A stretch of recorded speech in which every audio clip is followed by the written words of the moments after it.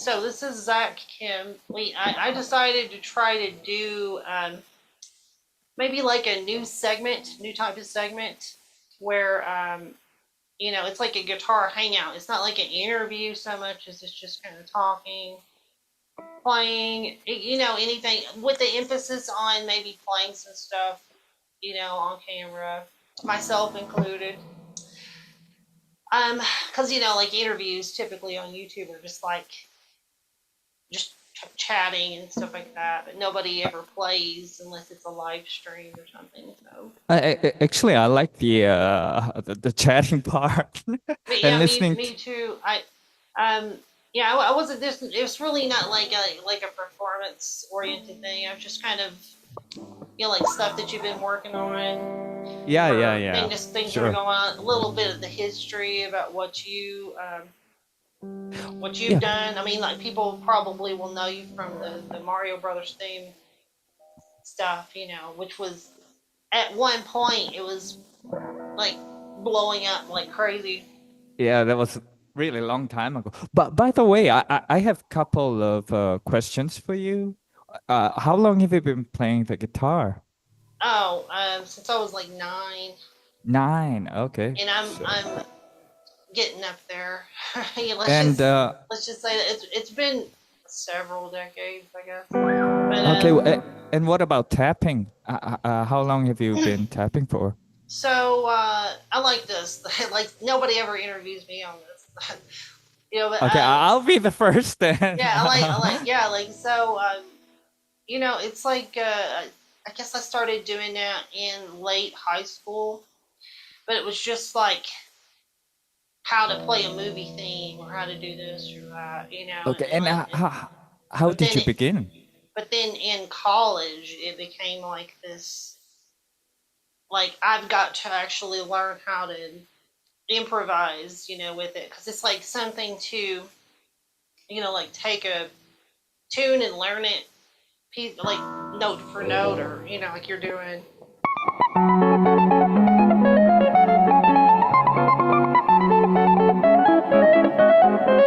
like doing something like that, like learning a piece or something. Um, but like just composing and improvising with it. Um, if that that was like a whole other beast. So like, and I guess like I guess it's kind of easier on some level because like we have the mirror fingerings, whereas on piano it's like you got to learn two fingerings, and then that's a whole, And I play a little bit too, but in order to get where I am on this on that would be like there's so much like language that in your right hand. Do you know what I mean? It's like, Mm-mm-mm-mm. oh god, I gotta like all the stuff like figure it out, and then you gotta transfer your whole repertoire over to that, and I'm just like, nah, I'll just use it as a tool if I have to. But then, um, what was your original question? Like, Uh, like, how how did did I you get start started? tapping? Yeah, yeah. Oh, so I really I guess like got really super into it in college. It was just like a you know using backing tracks and looping and all this stuff's kind of cool, but I always kind of felt like what was like you would go to somebody's house or somebody would show up, or you go to the guitar store and somebody's like okay, play something. I know exactly what you And mean, and we don't know what to play. everybody is that they've been playing for 20 years and they're like, Yeah, I need a band. I need a backing track. yeah, like, well, wait Yeah. a minute, let me get this, or what, So like at some point I was like, well, I gotta up that game and fix this problem so that like I can just play, and then that kind of like led me towards studying like fingerstyle stuff, doing arrangements, and I was already doing a lot of stuff where you just play jazz standards, and like since high school, like if there was a tune that we were playing, like whatever the chord chart was, I would be like,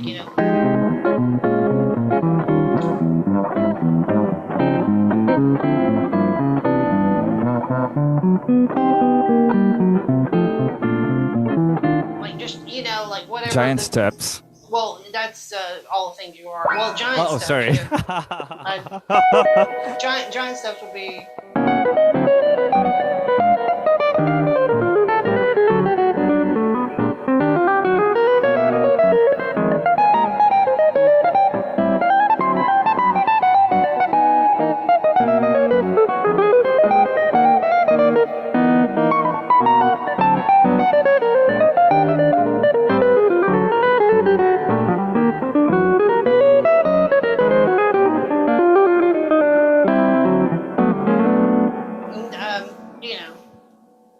And a lot of times I just sit there and just practice for hours, just running changes on tunes. Then it gets into like I'm doing these keyboard voicings. Oh, that's so beautiful. Like and a lot of stuff I do too. Like here, I can do hammers. Mm-mm. All hammers, but a lot of times it's like I don't know. There's like a thing in my brain. It's like, okay, it's just slightly too fast, so you need to pull off. So like if I'm up here, and like I'll for the articulation sometimes just pull offs to do like that kind of a pull off. It's not very strong. It's just enough that like you can't really get these notes. Like if you play E major at the 24th fret,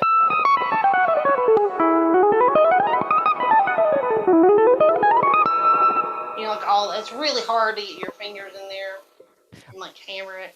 And I noticed you have your the highest string pickup higher than your bass. Yeah. Yeah. Oh yeah. Yeah. That's so the theory here I have is basically just that you have a greater mass. It's just physics. You have like a greater mass on the lower, so the vibrational cycles are bigger.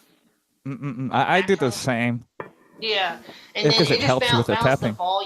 the volume out, and you can tell in the DAW because when you're hitting a note, if you're down here, like those notes should be equally balanced. Yeah, and then you're not hitting it very hard. Just normal pressure, kind of deal. But what about before tapping then? Like, so I was how like did you begin to play the pick guitar? player pretty much predominantly, so it was all like sweeping and all that kind of whatever. Yeah. Wait a sec. So, what was the first song that you learned? Don't tell me you were picking straight away. When I started playing, yeah. That I wasn't really into the music of my era. So I was. Okay, you grew out of it. Well, I just didn't like the whole era that Okay. Like what era was that? I was so that would have been like the late grunge era of like all the stuff. So like I was never really into it. I was like I was really into like 70s rock at first, blues players like Clapton, Jeff Beck, Jimmy Page, like all these kinds of guys, and then after that the shredder people. But like 70s rock, even like Aerosmith or GNR, like that's the kind of stuff that I was into more so than like that aesthetic of the grunge scenes and all of that, and everything that came after is like power pop punk stuff, like that. And I was never really into any of that. I was just kind of into like technical playing after the blues type guys. And because I felt like it's too easy for you. Well, but the stuff that in recent years, since a decade ago, the music scene, you know, Instagram globally and all this other stuff is kind of like went back to the late 80s. Mm-mm-mm-mm. Do you feel what I'm saying? Like a lot of the music sounds kind of like a more dubsteppy version of the late 80s metal. It's Uh, it's like kind of, arena kind of. rock. It's kind Yeah. of like arena rock hair metal, but like with maybe like more janky electro dubstep drum rhythms, you know, or something like that. I don't know. That's just Well, kind of my. when it comes to the guitar, I feel like technical playing is coming back, though, right? When you see Oh, all this new I think guitar. it's already way back. It's just kind of a question of like the styles. Like people play a lot of like, I mean, you know, the rock stuff's exciting. Do you know what I mean? So it's like, whereas like definitely jazz music or fusion or something is kind of more, you know, like playing changes is harder and stuff. So people are like, Mm-mm-mm-mm-mm. I don't really want to have to figure all that out. You know, like how to like come up with your own substitutions and things and like you know, like I was playing recently this chord progression off of it's this tune called The Necessary Blonde by Travel Back, and it's got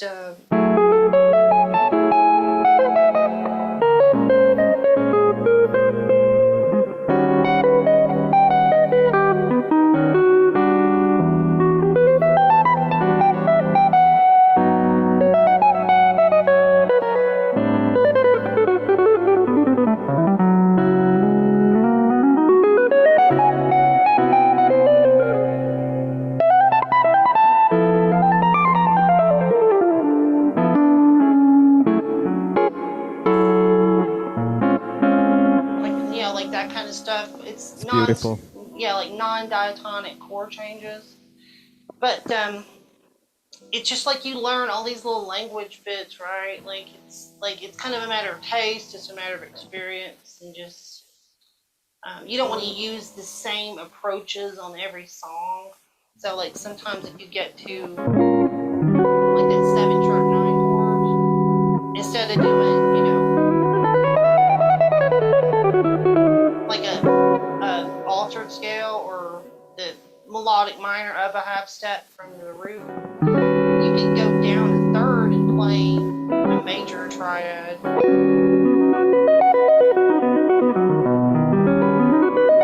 And then change that triad to minor or minor scale as you go up with the left hand.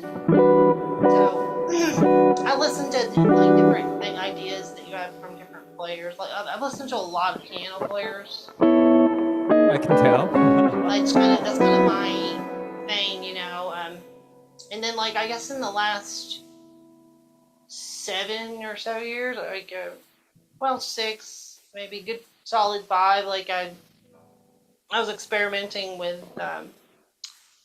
like taking any chord progression and like doing counterpoint, like improvising counterpoint on it, and then That's like it, difficult. yeah, like because you're, you know, like you're thinking like there's a lot of Baroque style music has its own like language, like its own turnarounds and its little ins and outs, like your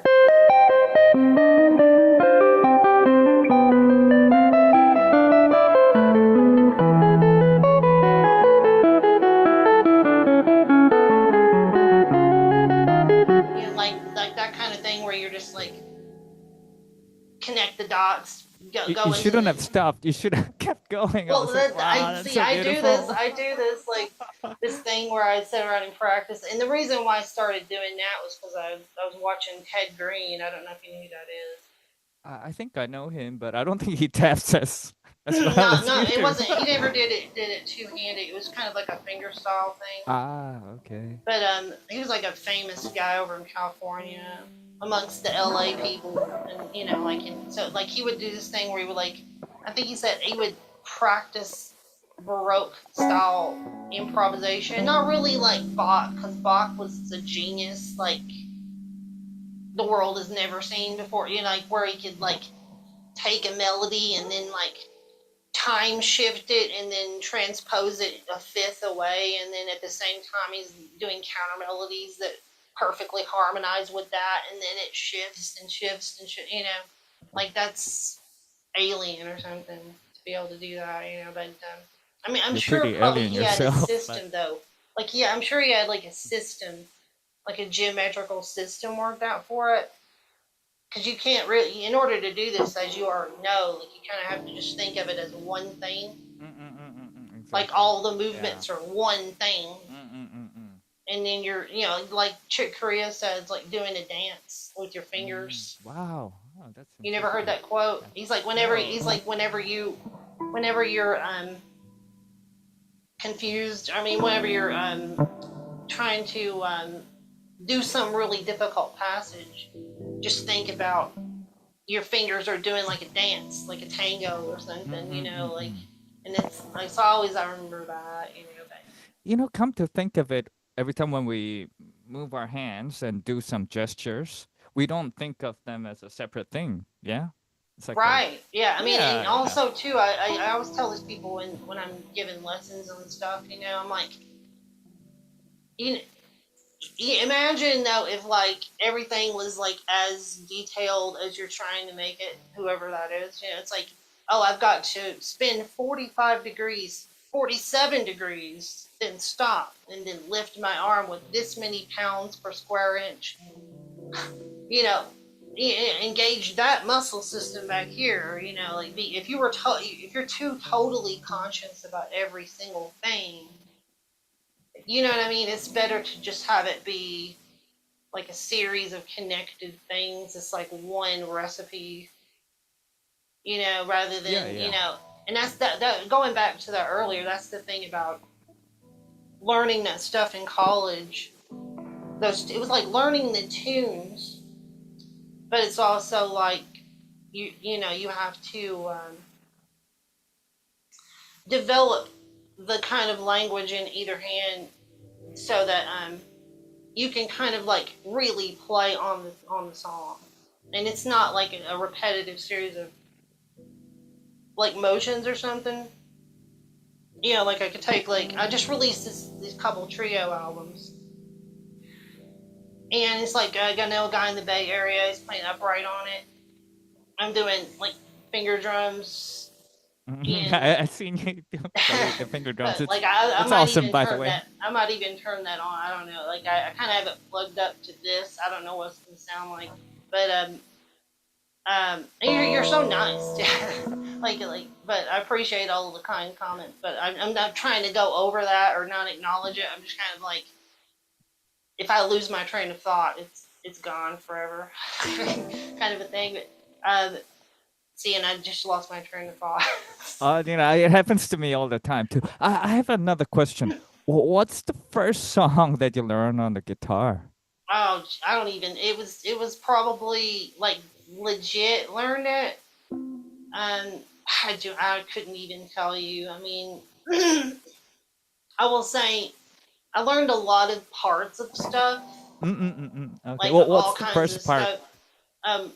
Now as far as like the stuff that I feel like I learned, and I was like, oh, damn, I really learned that for real. I can play it all the way through. I think it was probably like some Led Zeppelin stuff, Okay. and that was like, yes, that's pretty I'm tough. able to play the riff, and like it's like and I kind of like got into all of it, like all of the alternate tuned acoustic stuff that he did, I was just like, I didn't even know alternate tunings existed before reading it in a guitar magazine. I was like, what? I using standard tuning, by the way. Oh, what, Jimmy Page? No, currently you. Oh, I only use standard tuning. Yeah, I mean, it's and that's the other thing.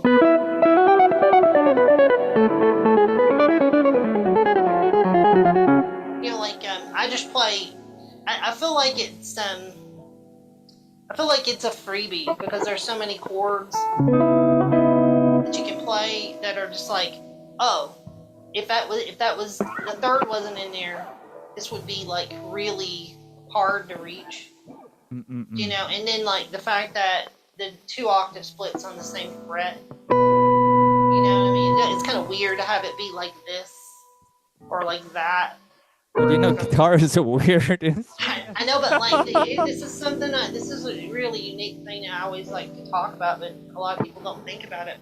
But you know, like I use this GP10. It's got all the tunings you can do, up and down 2 octaves on either side, or any tuning virtually. Even it's not MIDI, but it still does it. You know, this is just the pickups, the normal pickups. And that's hooked up to my telly. That stuff is, but something I noticed after that was a number of years ago. I'm like, if you really go down any lower than this, like maybe definitely below a B, but you know, below that 7th string, or just down to like B, or like a D or C. If you try to go any lower, you can't really do like a third or anything. It just turns into mud. Yeah. I think our human ears can't differentiate it. Yeah. Yeah, you have to go to a 10. You know, obviously. I mean, we all know this, but so the octave below the guitar, those notes are really just kind of like a impact or foundational kind of a, what would you say, like an effect of being bigger. You know, like you're looking at piano, you know, you're like kerchunk, a big low thing, and it's like the thunders rumbling, you know, from the skies kind of a deal. But you could move it up an octave and it would still be the same thing, you know, like, you know, like in that octave or whatever, like the flamenco people do. But and that's a whole other thing too. I got super into Paco de Lucia at some point, and I was all like, you know, like all the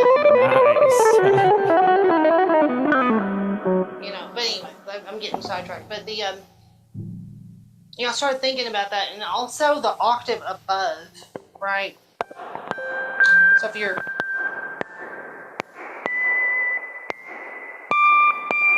you know, like that octave up here in the violin range, you really wouldn't want to listen to that all the time. That's just kind of like and you know, like an effect, bells and whistles, plinky stuff on the high keys. You know, what I'm saying is like the way the guitar is designed, it's like somebody either consciously or subconsciously was like an alien from another dimension. It was like okay, we're gonna set it in this range for some acoustical physics sonic reason. You know what I mean? And so I think probably 95% of all of the music that we actually listen to or use falls within the range of this. Do you know what I mean? Like all the chords, all the melodies, everything above it is kind of like shrill effect thing, or anything below it is just kind of like a heavier repetition of the octave above. If that makes, you know, it's like in the past I was always trying to like go like, you know, like occasionally people are like, why don't you play Chapman's Stick? Right? And I'm like, because I don't want to play bass. And if I had one, I would just be like, you know, like doing all those bass notes, and then. Can you actually play the Chapman Stick like a guitar? Well, see, that's just it. Like I wouldn't even do that if I had even had the option, because, you know, like this stuff I have.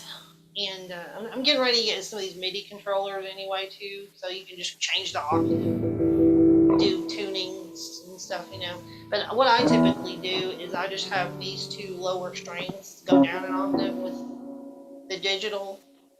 That way you got the whole bass range. And because, like, if you look at the way fingerstyle arrangements are, you know,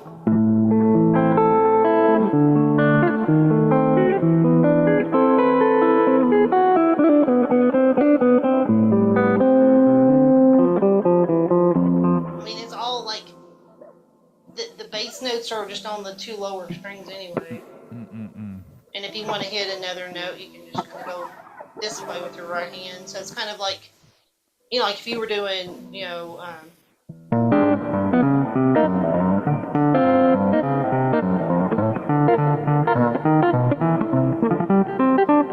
like doing like a thing where you're using your right hand instead of.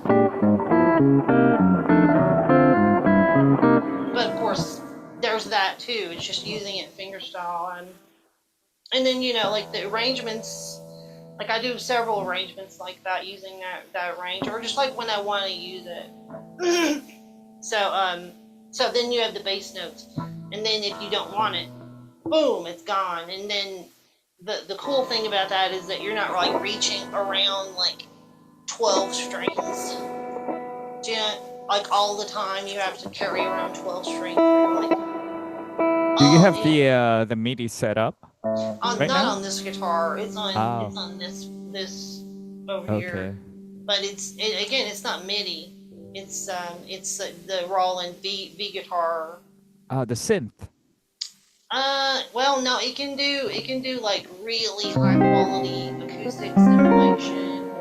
Okay, nice. Or like analog synths that sound really good, or some really lush sounds and stuff. But all it does is take the actual string and then transforms it into a new sound. So it doesn't call up like a MIDI bank and select like a bunch of samples. It just transforms the sound of the string, which means like you're on a MIDI, a synth sound, and you can go and you hear all of that, and there's like no latency either. So like if I'm going.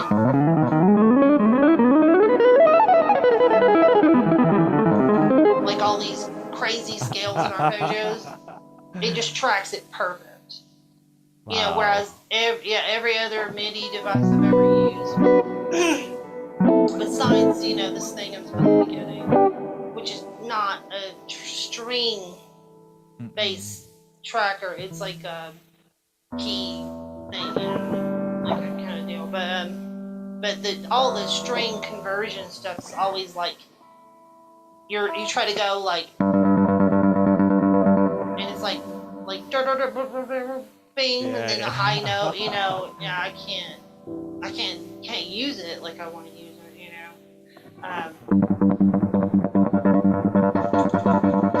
Like all that kind of stuff where you're, because I do a lot of weird techniques.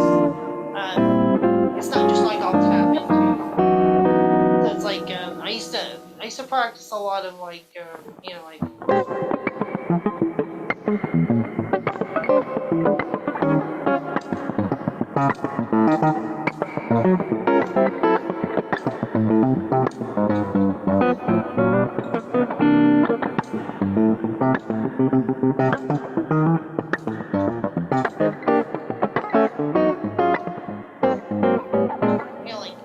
Where you're just Charlie Hunter. Yeah, like Charlie Hunter stuff. Yeah. Nice. Yeah, exactly. And, that, and I used to hang out with the Lutons and stuff like that. What's the latest practiced song or I feel something bad. that you've been working on? I've only been the one talking or doing stuff. What were you gonna say? Yeah. What was the? What have you been working on lately? So yeah, it was like getting all of these.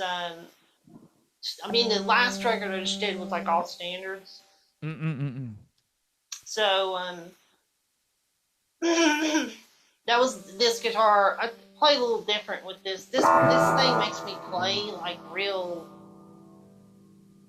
It's just like you can do things that you can't do too easily with another type of guitar, So like, I'm always playing like a weird, crazy, like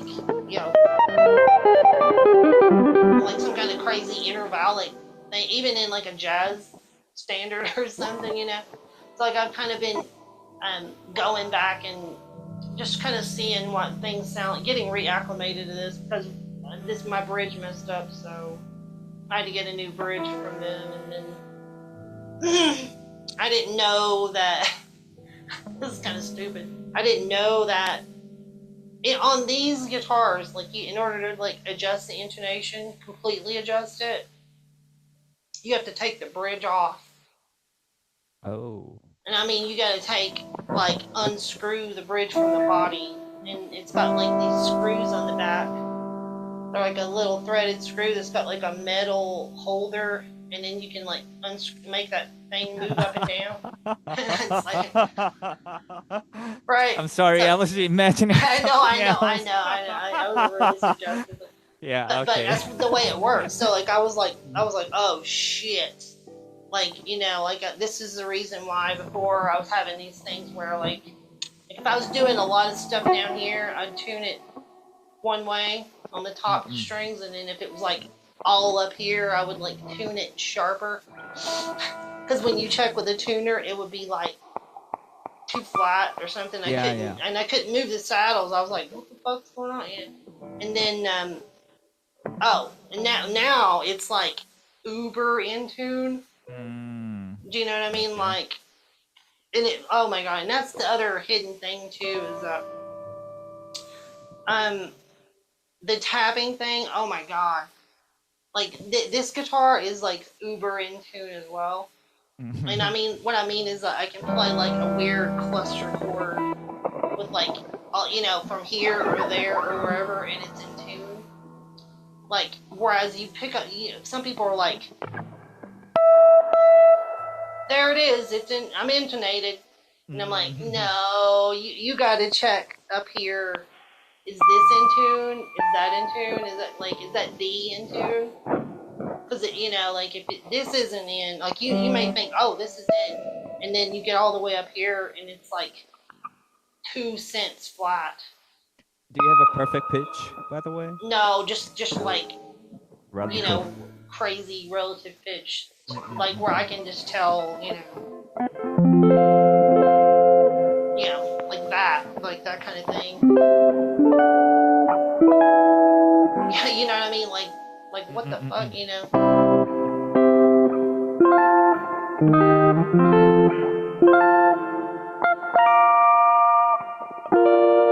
Right. I mean, it's really super in tune now. Which, and it's like all of the right hand notes are like reinforced to the fundamentals from underneath from the chords. So like they're not in tune. I don't know what's going on. Like the harmonic resonance or something makes it like weaker.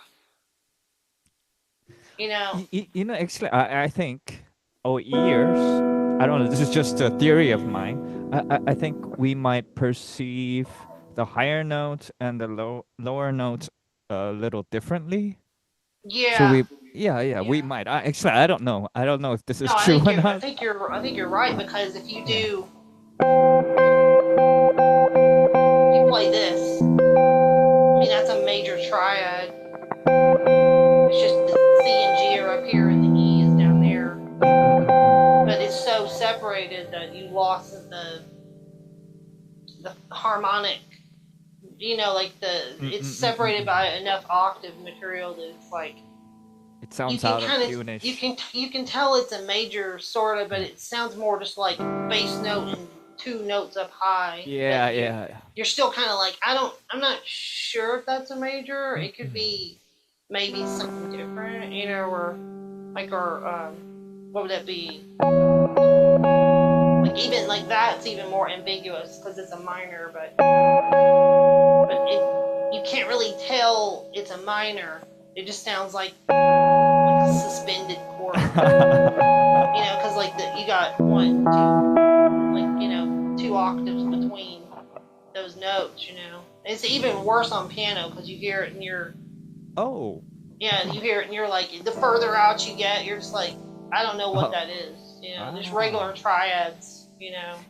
I always thought that piano is like a perfect instrument. Whereas then the guitar is like the opposite. Yeah, I mean, I could see that. The only thing, though, is I feel like piano's kind of, I don't know, it's kind of, I don't want to say it has a tendency to get on my nerves, but it's kind of like, I don't know, it's just kind of like too samey sometimes. Like I hear the bass playing on it, and I'm like, it just sounds like you know, you try to hear like a bass line, it's like like it's got no definition in the bass register, and it's like it's got too much like air around it. Whereas if you're like one of these or tuned down digitally or bass or something, you hear it really clear. You have to put it on synthesizers, I mean, you know. But the acoustic piano is just kind of like, you know, like it's so much air is moving and parts are clicking and stuff that it's, you know, kind of You're like gonna make so many pianists angry. but I'm saying it is though. Like if you hear a lot of stuff, hear solo piano piece, and if they even really good players, it just sounds like mush, like all down in the register, lower register there, you know, coming up till it gets to a certain. But that's just the nature of acoustic physics. It's not like the instruments. Exactly. Yeah. I mean that's like that instrument's like giving birth to all Western music, basically. But you know, I think the part of the imperfections of the instruments that we play also becomes part of the charm. Oh, yeah, you're right. Yeah. Like that's part of the thing about like that I like about the 6-string too is like I feel like if I had like 4 more strings down here, every time I would play something, I would be like bottom up. It would be like harmonize everything from the bass note up, and it would be always like. But now instead of like, if I want to play E flat, I'll do that. Like it did that inversion, you know, or a D. Right, so like I'm going.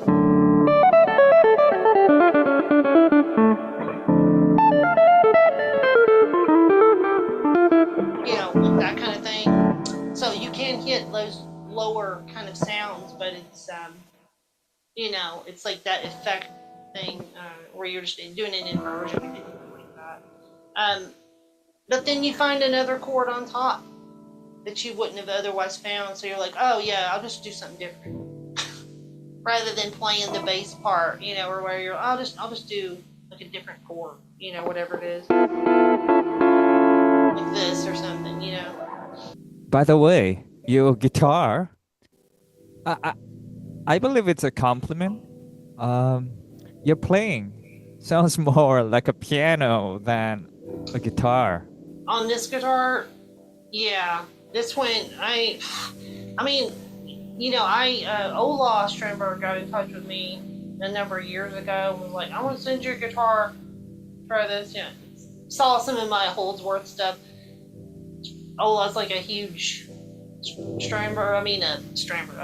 huge Holdsworth fan. And Really? met Alan before and stuff, you know. And wow. Alan's trying some of their guitars, and then I really like them too. It's just I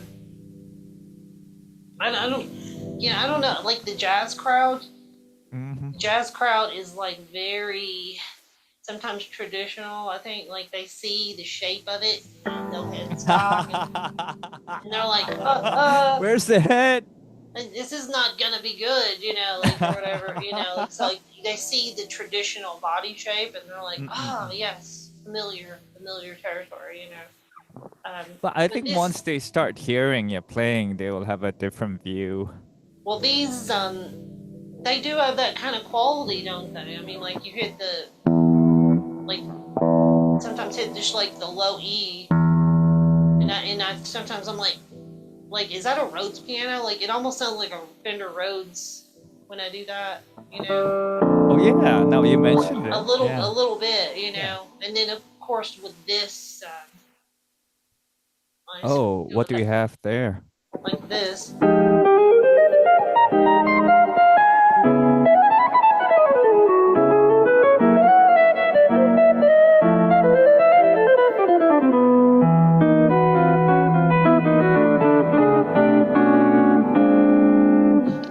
It's a swallow.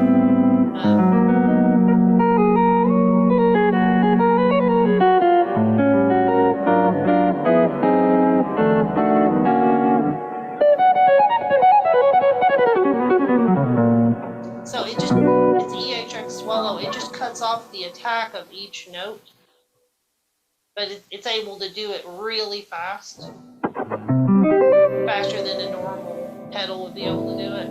I think it just like samples like several layers of a second or something like that. So it's like it can continuously update the cycle and then just cycle through like a thing, you know, and then it's just like, so whatever you're playing, you know, it just. But I think even without the effect, your guitar sounds like piano, and even your playing, your approach.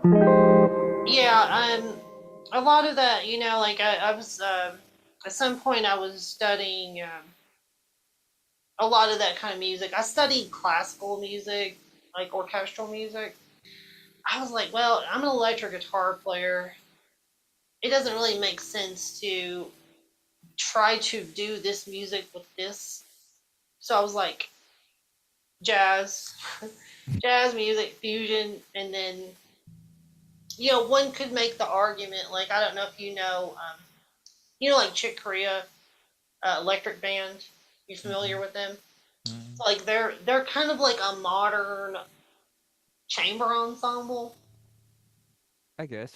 You know what I mean? Kind of like for with electronic instruments and stuff. Like that's kind of the kind of music that's kind of like between jazz standards and more classically written out, explored ensemble-ish music. Like, 'cause like they, you know, he did a lot of his stuff with his writing. It was like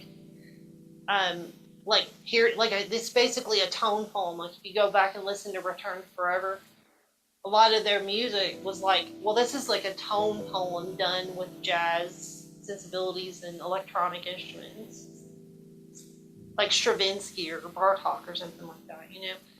So I was thinking like that. I was like, this, you know, this isn't the past for those kind of people that play those instruments or whatever. Like, we just have to do what works for our stuff, even though you could, you know,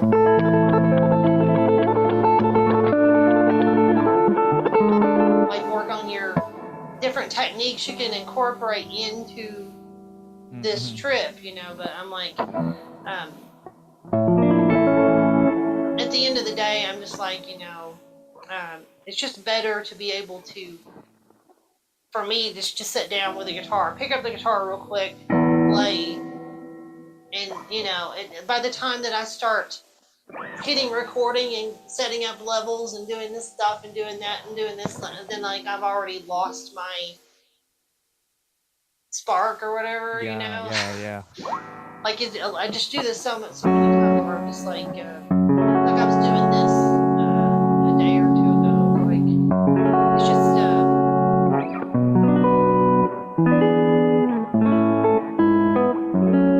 just that simple little progression, and I was going through like running variations on it and doing like.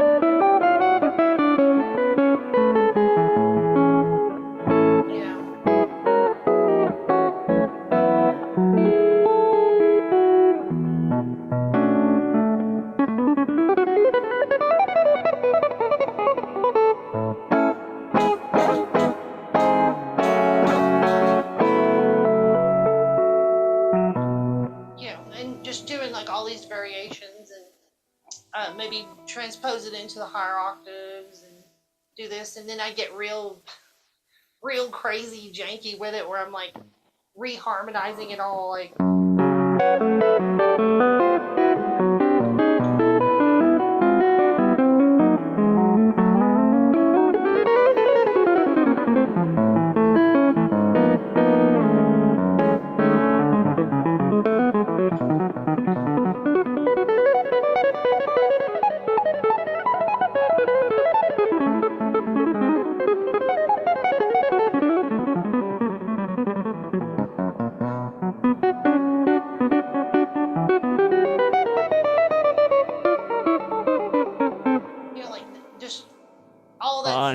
beautiful. Like you got like, and in my brain I'm thinking like Paul Hindemith section, Bartok, a little bit of the Chopin, this Liszt thing, kind of that kind of thing.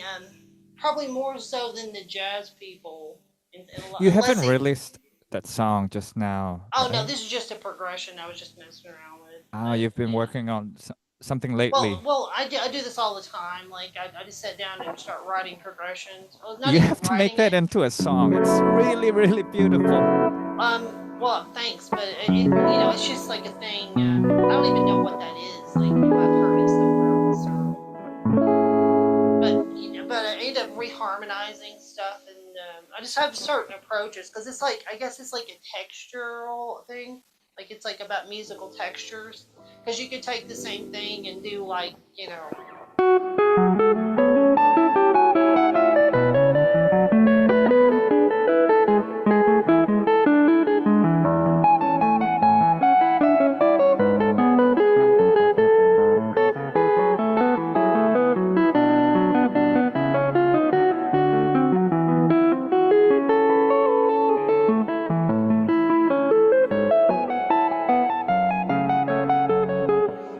I'm just like again, this is just all improvisation. That's Don't just how I kind stop! of. Don't stop! That's just like how I operate. A lot of times is just and like I'll do a whole bunch of stuff and then just kind of like start trimming it down and be like, I'm not gonna do this, I'm not gonna do that. I try not to get too wacky. With a lot of stuff for records, but if it's like YouTube, maybe YouTube videos, I'll do something a little crazy like that. I took like the I think it's an E minor, right? Yeah, I think it's an E minor.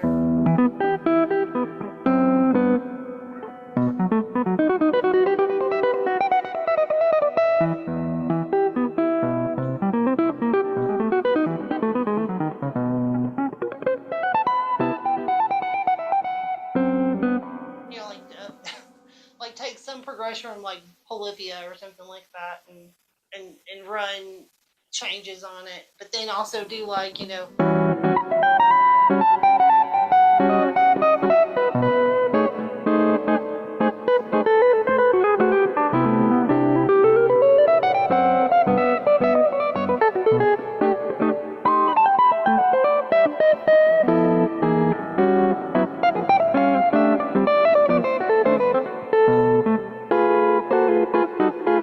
like just do like New York style little jazz pianoisms on it, and come up with little bebop twists and turns on it, and things like that.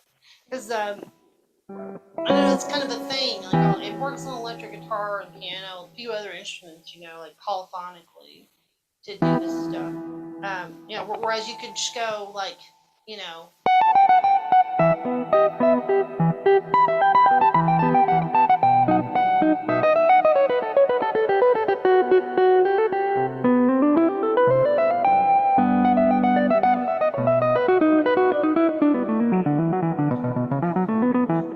but you can also,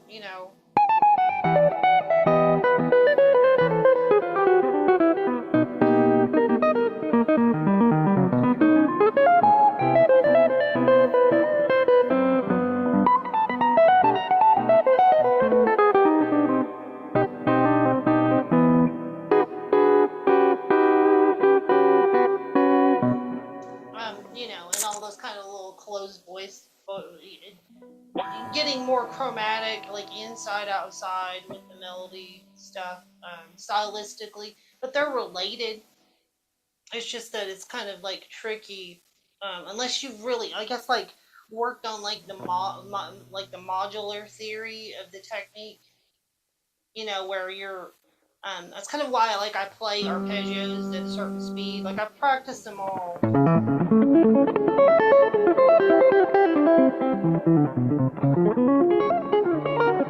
Like just like that kind of playing. It's actually not really easy to do. It's more like a piano approach. Yeah, it's like it's not really easy to do even like with a pick or finger style like that because like you're just have to be precise. And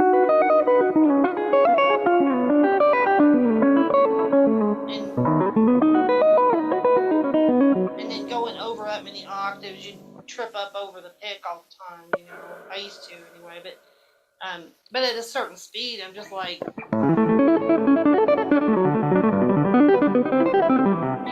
oh, that's just it's more modular to just do it that way than it is to try to sweep pick it or or even if you were playing.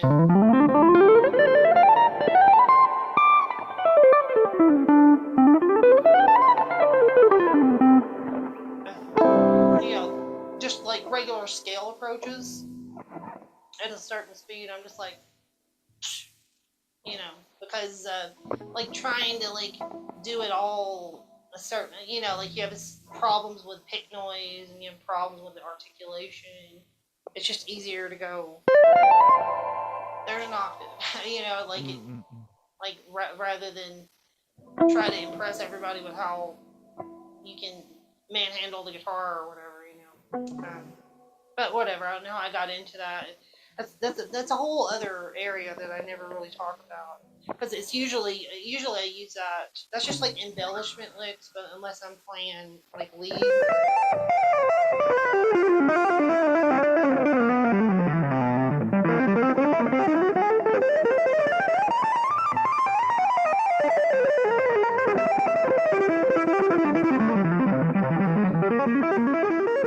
Like the shredding aspect of it. Yeah.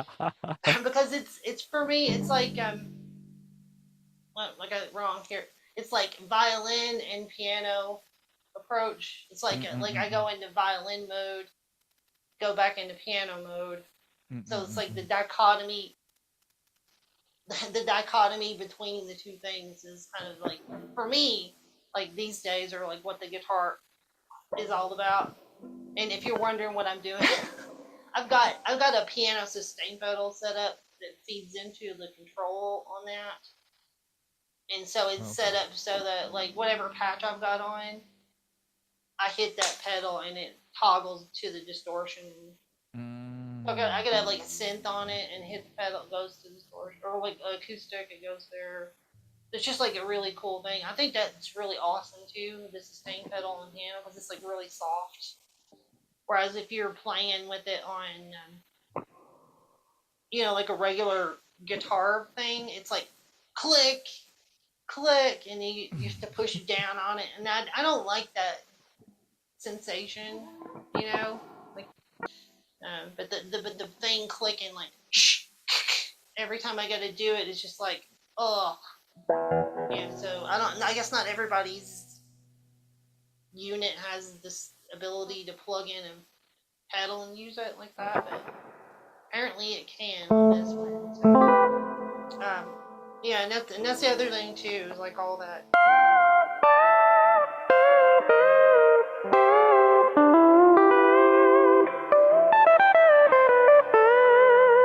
Like doing all the It pedals. sounds like a pedal steel.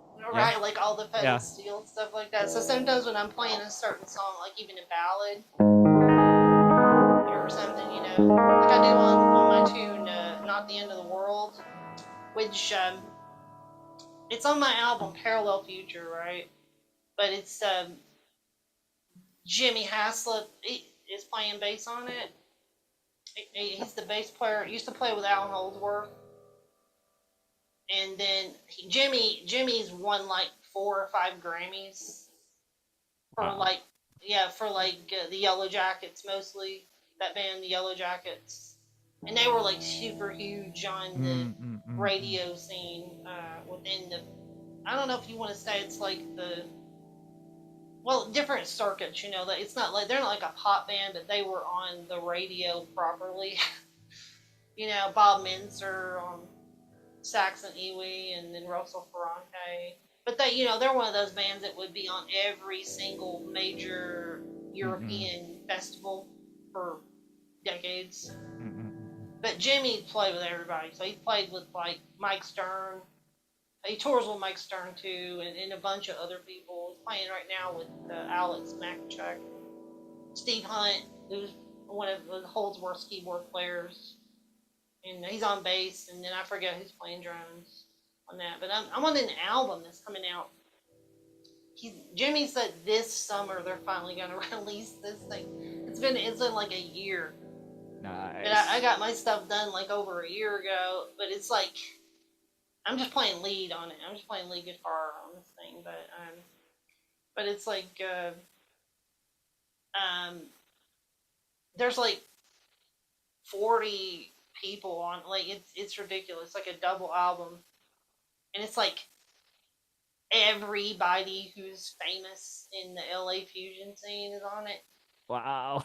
I know, like, and then there's like me, but you're definitely one of them. he So wanted me to be on it, and yeah. I'm like grateful he brought me on it. But like at the same time, it's like Vinny Colaiuta's on it, and Dennis Chambers, and like wow. Oz Noy and Scott Henderson, and well, I'm playing on a track with Scott Kinsey from Tribal Tack is on there, and yeah, I mean, I forget all who's on it. I can't even remember. Like, I think I'm playing on a track with Scott Kinsey and Jimmy Haslett, this drummer in Germany named Joss Nickel, and then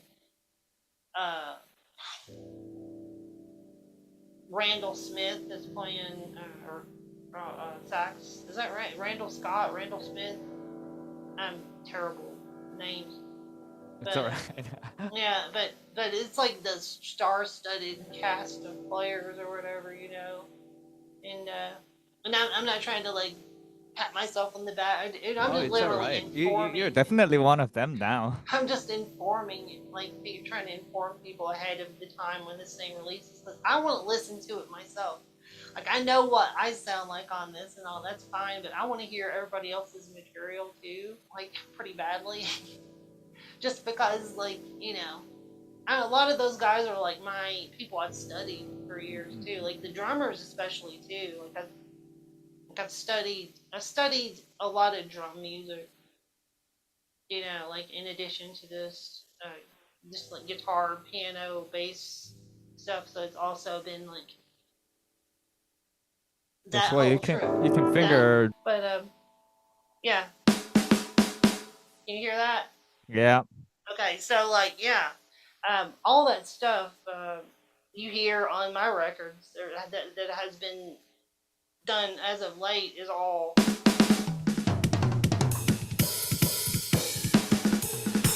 you know.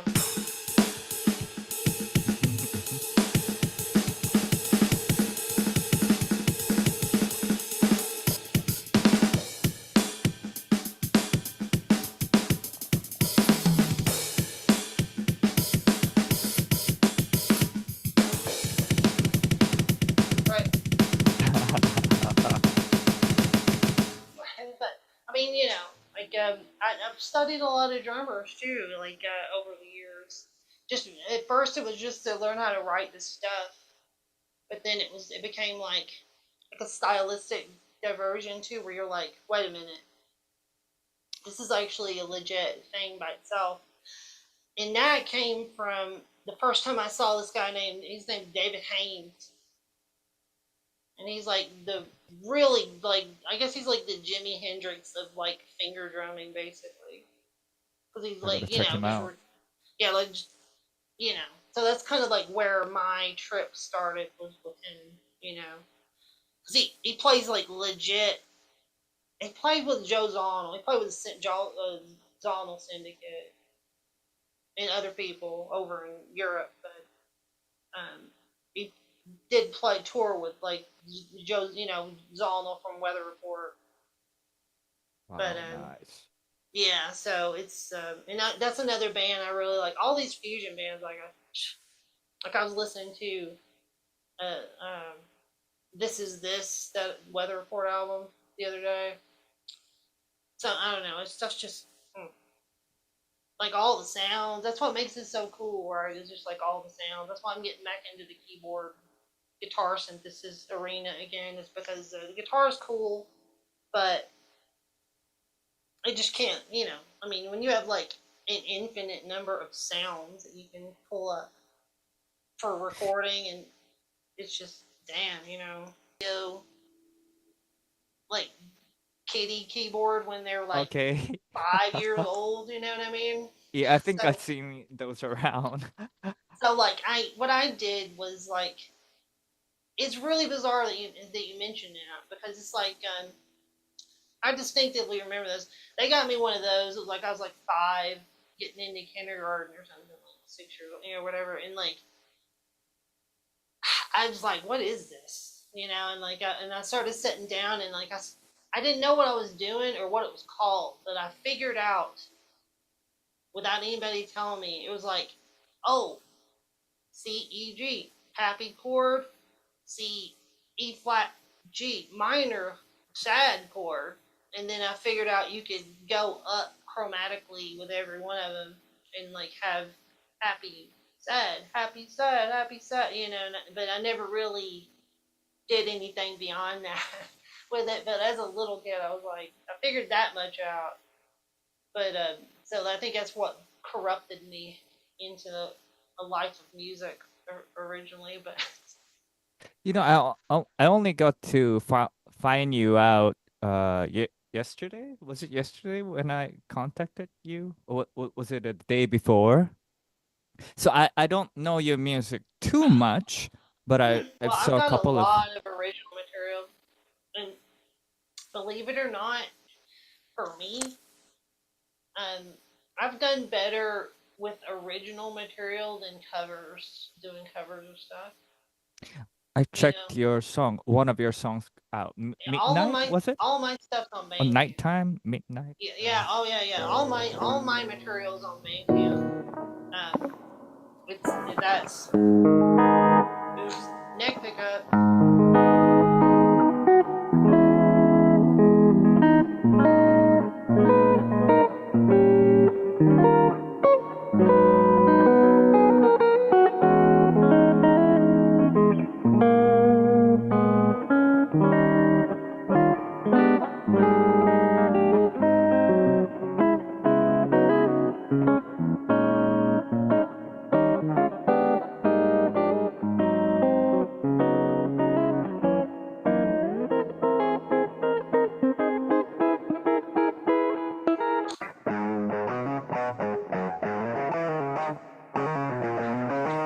You know, and then Led Zeppelin. the improv on it. So that a lot of times I didn't even talk about this, but a lot of times what I'll do is like I'll write something, and then sometimes it's even usually it's like fingerstyle like this, or it's like maybe two-handed or something like that, and then I kind of end up condensing it into a fingerstyle thing, like so jazz heads. I do that all the time. Like I used to play this tapping all the time. You know,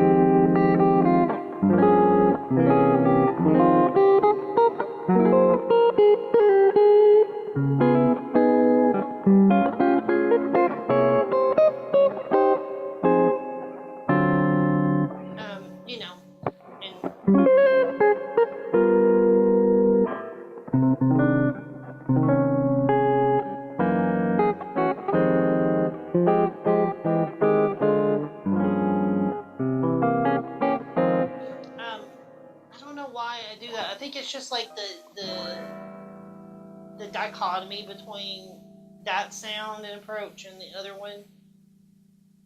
It's like it just feels like super convenient and comfortable to just be able to grab any kind of a head and play a chord melody of it.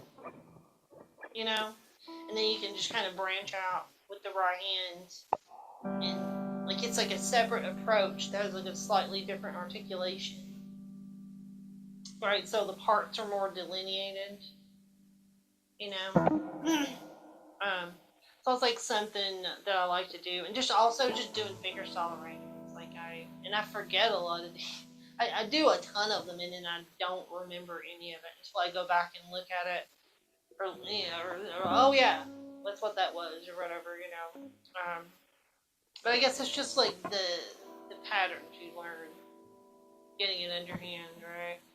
Um, but yeah, and occasionally I'll work on a classical guitar piece, but then I forget all of it because I don't know, like I'm just kind of like again, I feel like I do better with original music. It's really weird. Like I do these like really intense cover songs sometimes. Like I do like a King Crimson cover tune or something like that, and I'm like, this is gonna get 20,000 views easy or whatever, or something like that, and then it doesn't, and then I'm like, what the hell, or what, and then I play an original tune and it gets up there, you know what I mean, and I'm like, damn, like how Time does that work? flies.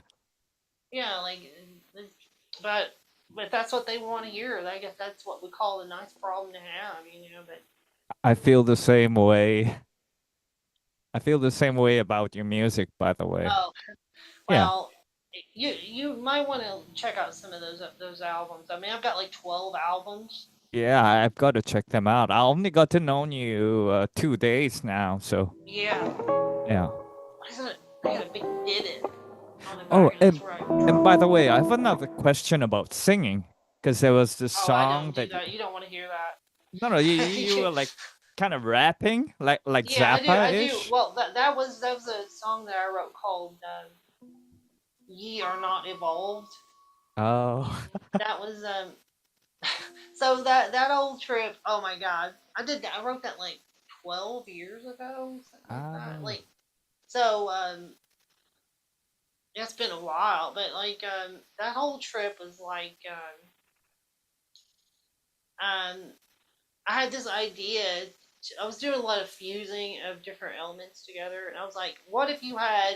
I was trying to do like the old English, like the ye old mm-mm-mm-mm. whatever type of music it was. So I was like, what about ye old progressive rap rock? What would that sound like or whatever? And so like I sat down and reasoned and I'm playing some stuff and I'm gonna do this in a harpsichord and I'm gonna do this and then it started turning into like some kind of a weird like Queen type vibe or something, Mm-mm. like and I was like, should I sing this? And I was like trying to do it and it didn't work and I was like, I'm just gonna do it's basically like William Shatner. If you ever watch William Shatner do music, I he don't know sits who on a that bar is, stool but and smokes a cigarette, and he's like, whatever the song is, I don't even know what a good song would be to do with that right now. Like he'll be like, "Purple haze, it's all in my brain." Like while the music's playing, mm-mm-mm. lately things they don't seem the same. It's I'm like doing my Shatner thing is basically Mm-mm-mm-mm. what it is, the William Shatner Star Trek deal. But Do anyway, you sing, by the way? no, you don't even No, want to hear that. It's horrible. That's like I don't think so. animal. If there's animals around, they'll be tortured and stuff like that. Like SPCA will be called in or something to deal with it. But no, I do write material with lyrics. Like there's a album I did. It's called Archipelago for Majestic 12 with this guy I know in Hollywood. He's another composer friend of mine. Mm-mm. Um, and I think his like grandfather worked for Walt Disney or something like that, Wow. like writing music or playing piano. Like he showed me a picture of that before. I can't exactly remember, but he's like a really talented composer in his own right. But he does all these like logic based arrangements in MIDI. So what we did is like I was like, okay, I'm gonna write all these songs. I'm just gonna write the lyrics, give you like the chord map on a metronome, and I'll play all the part. Then we'll go round robin back and forth. I'll play the melody on something and then give you the markers where the stuff starts and stops, and then you just arrange everything you want, whatever you want to do. Add as many instruments as you want.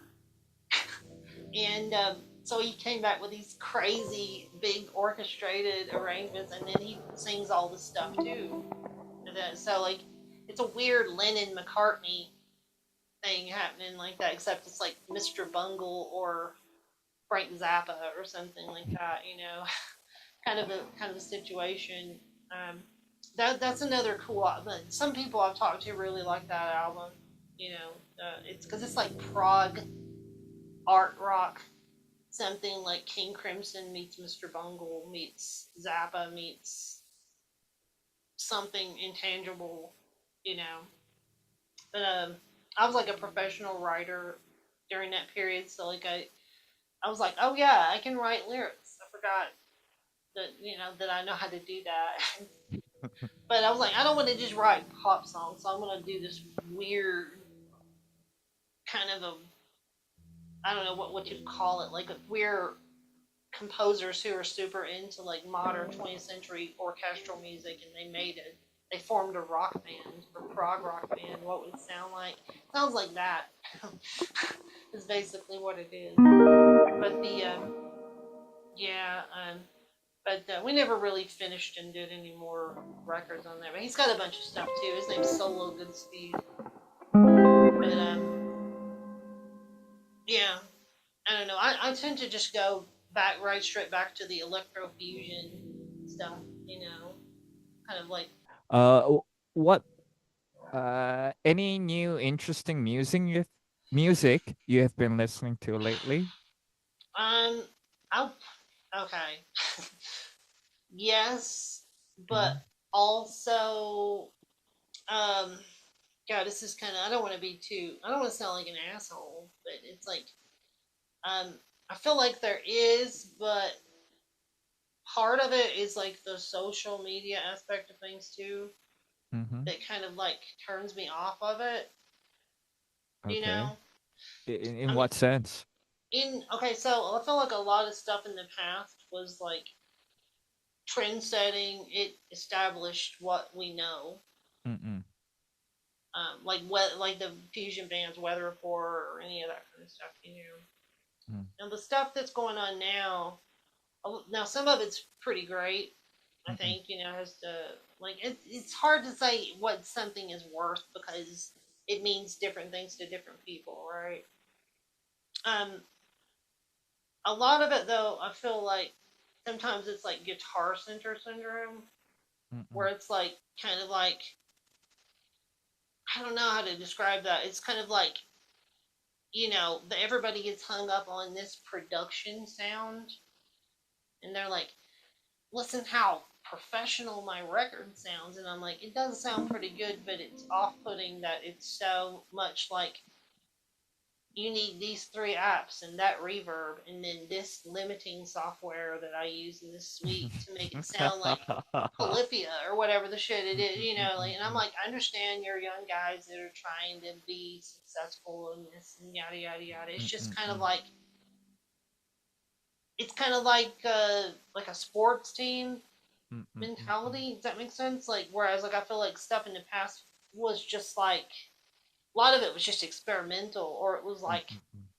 completely coming from left field. Like it was like all these acoustic jazz musicians were like, here's a bunch of synthesizers and electric guitars. What are you gonna do with it? And then that's all that stuff popped out after probably after they did a bunch of drugs. But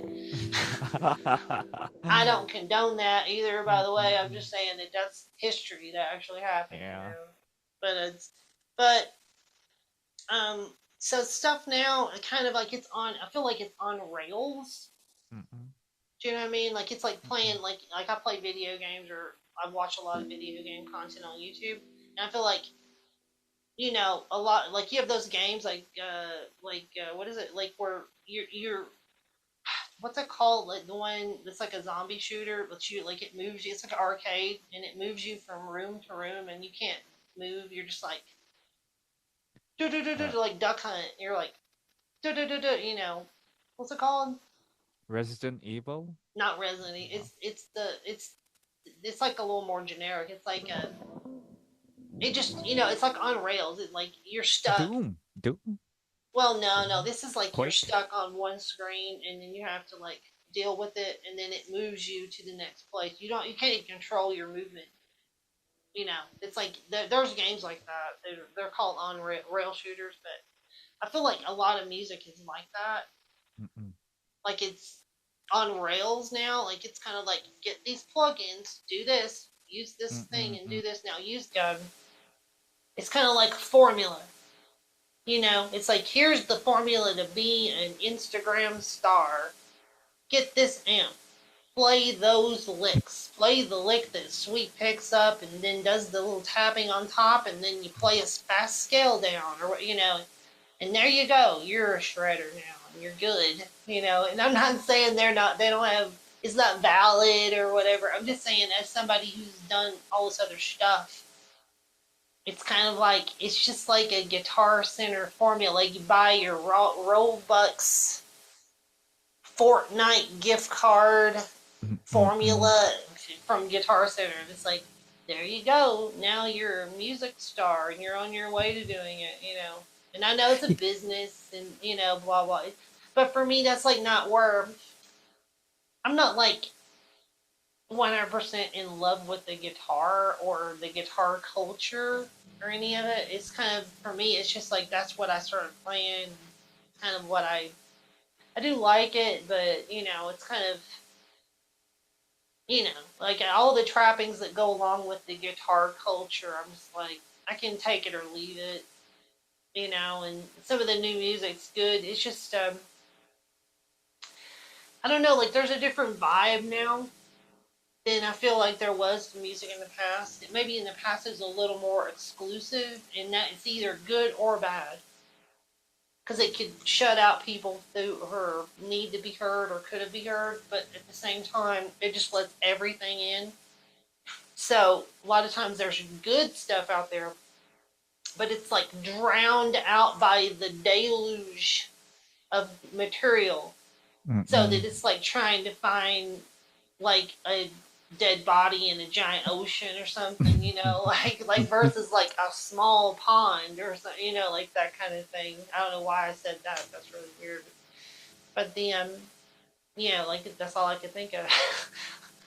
I should have You said know, find gold in a giant ocean versus a small pond. But you know, like yeah, that's that there. I'm not gonna name names necessarily, but I feel like a lot of the stuff that I listen to is like, oh, what's Pat Metheny doing these days, or what's such and such person doing, or like whoever, you know, what's going on with them, or this person.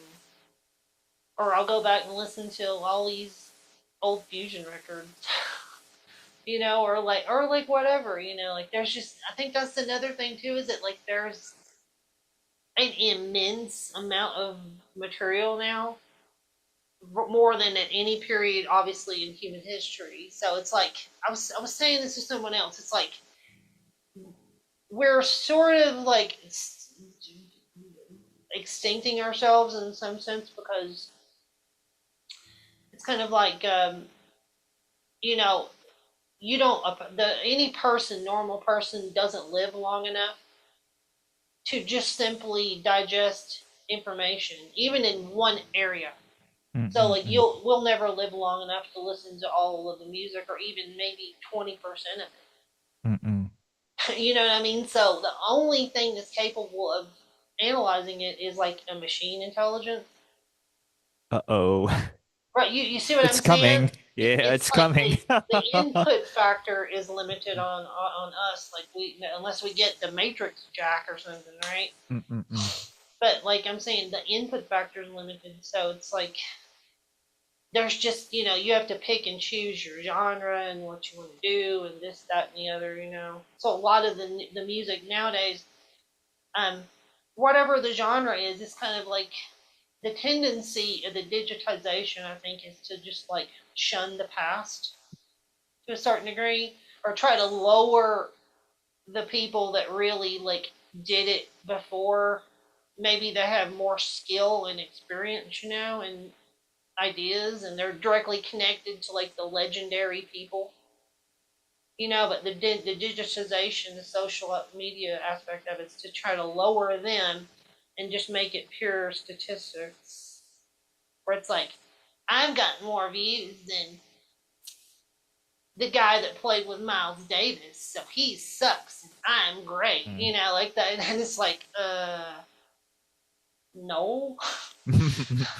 That's absolutely not true at all. Yeah, you're just like a social media personality, just kind of doing this thing, you know. But so And that's not to say that it exists in this weird state or in a vacuum or something. It's just kind of more like I just can't find. It's kind of like in what point does it stop? Do you know what I'm saying?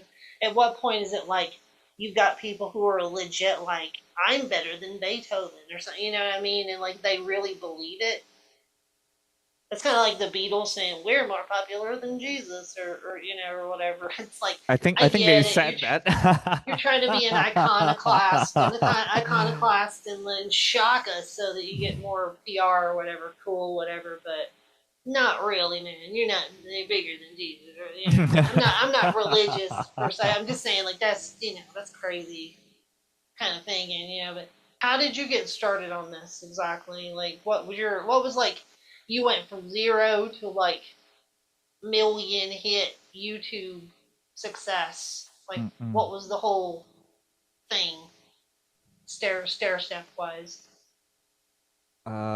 Just the YouTube wise, I saw this bassist playing Super Mario video. I forgot his Oh, name. He was tapping on like 12 string bass, and I was oh, I I think think I you might remember have that. seen it I around think I know also. you're talking about. Yeah, Yeah, yeah. so I copied exactly what he was doing, and I applied it on two guitars, and then people started to like it a lot, and then it became quite well known. That was like 20 years back or so. But then Yeah.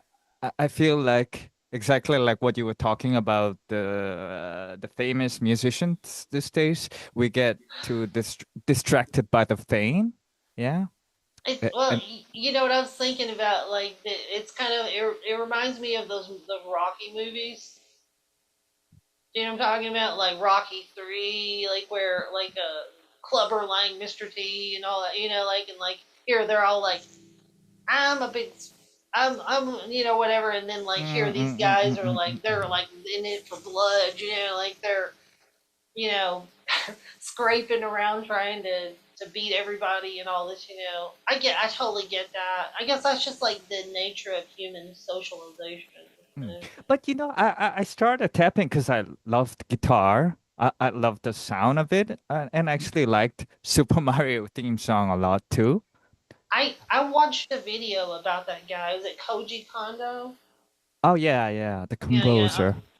I watched a whole thing about him, and not really about all Nintendo stuff because I was it's like how did it get started, you know, and like all this because I was like I'm I'm kind of a I'm kind of into video games. Like What games? I used to program them. Mm, wow, Yeah, I've made like four video games. wow. Any can you name them? Yeah, one of the biggest one that I did is called "Whatever You Do, Don't Look Away," Oh, okay. and Sorry, it's I don't know that one. yeah well they're all indie games, you know, Okay.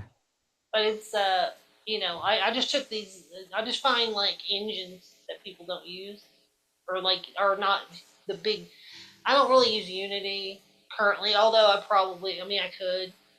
I just, you know, I go in there, I alter the engine, I set it up, and I have everything go in a certain direction. I have a vision. I specialize in like level design and coming up with like gameplay mechanics that are kind of,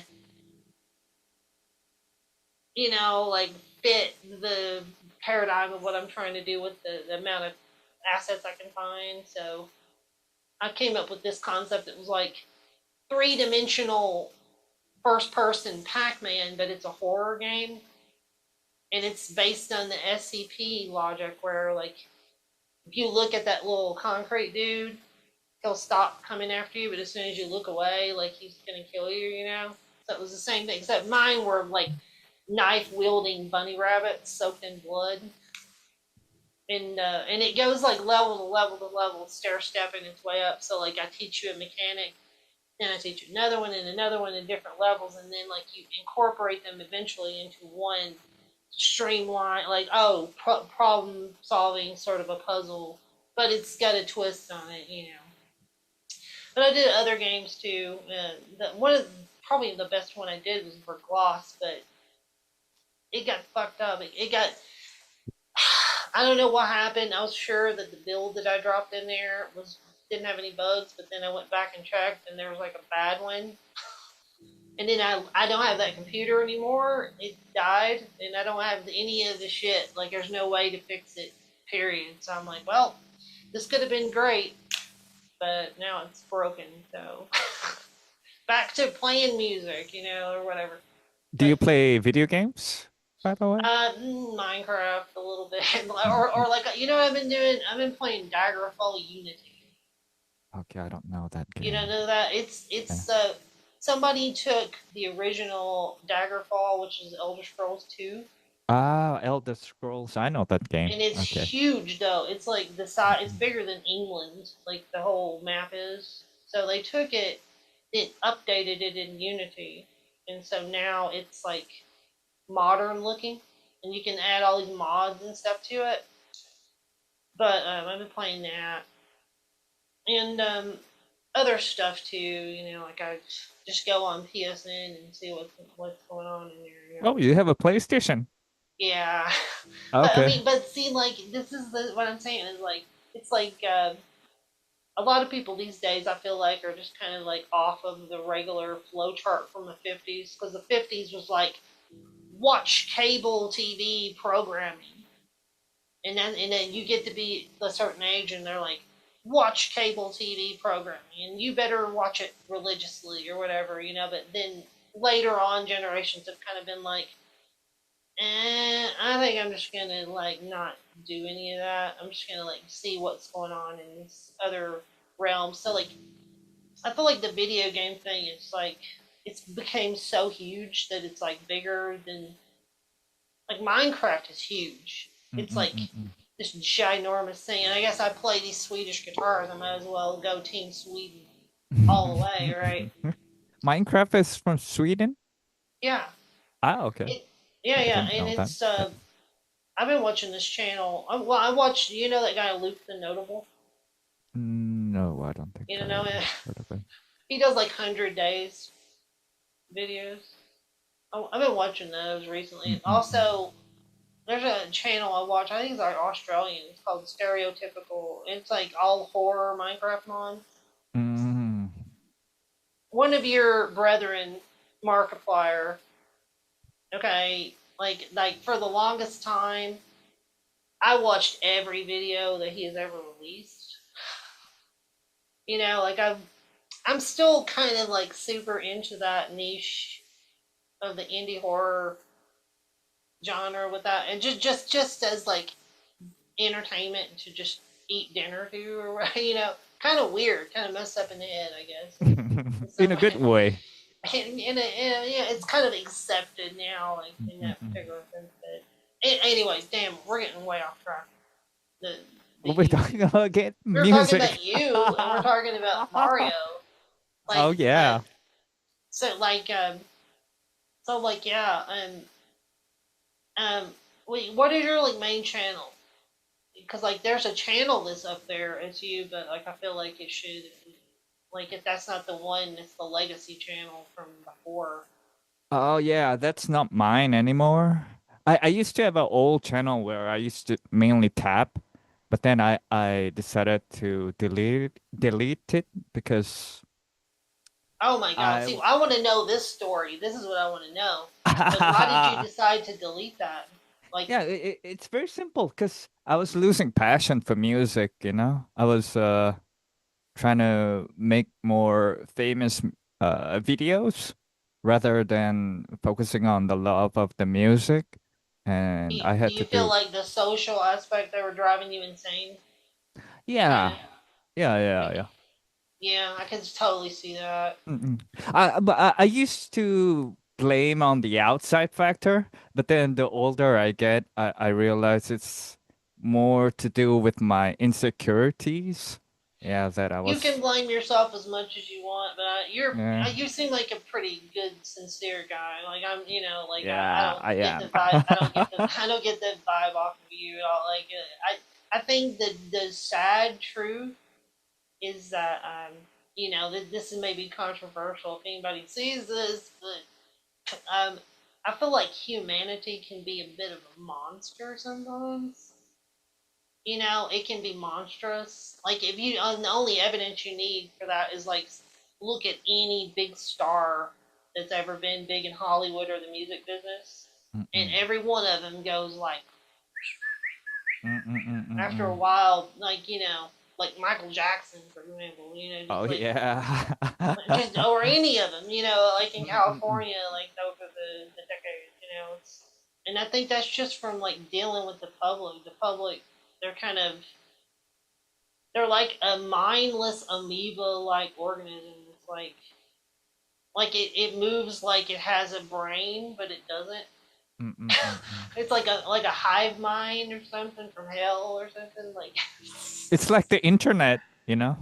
Yeah, like it's like a Yeah. hive mind, and it's Mm-mm. like oh, like watching you constantly and looking for any weakness or insecurity or anything, and it's like, Mm-mm. Wah! As soon as it detects it, you know, so you have to kind of be like ready to defend yourself, you know, and maybe like from before when it first started, you know, because we're talking about the inception of like the internet model, like the Pewdiepie model here, right? Mm-mm-mm. You're one of the people that were like that on, but on the music side, Mm-mm-mm. you know what I mean? Yeah.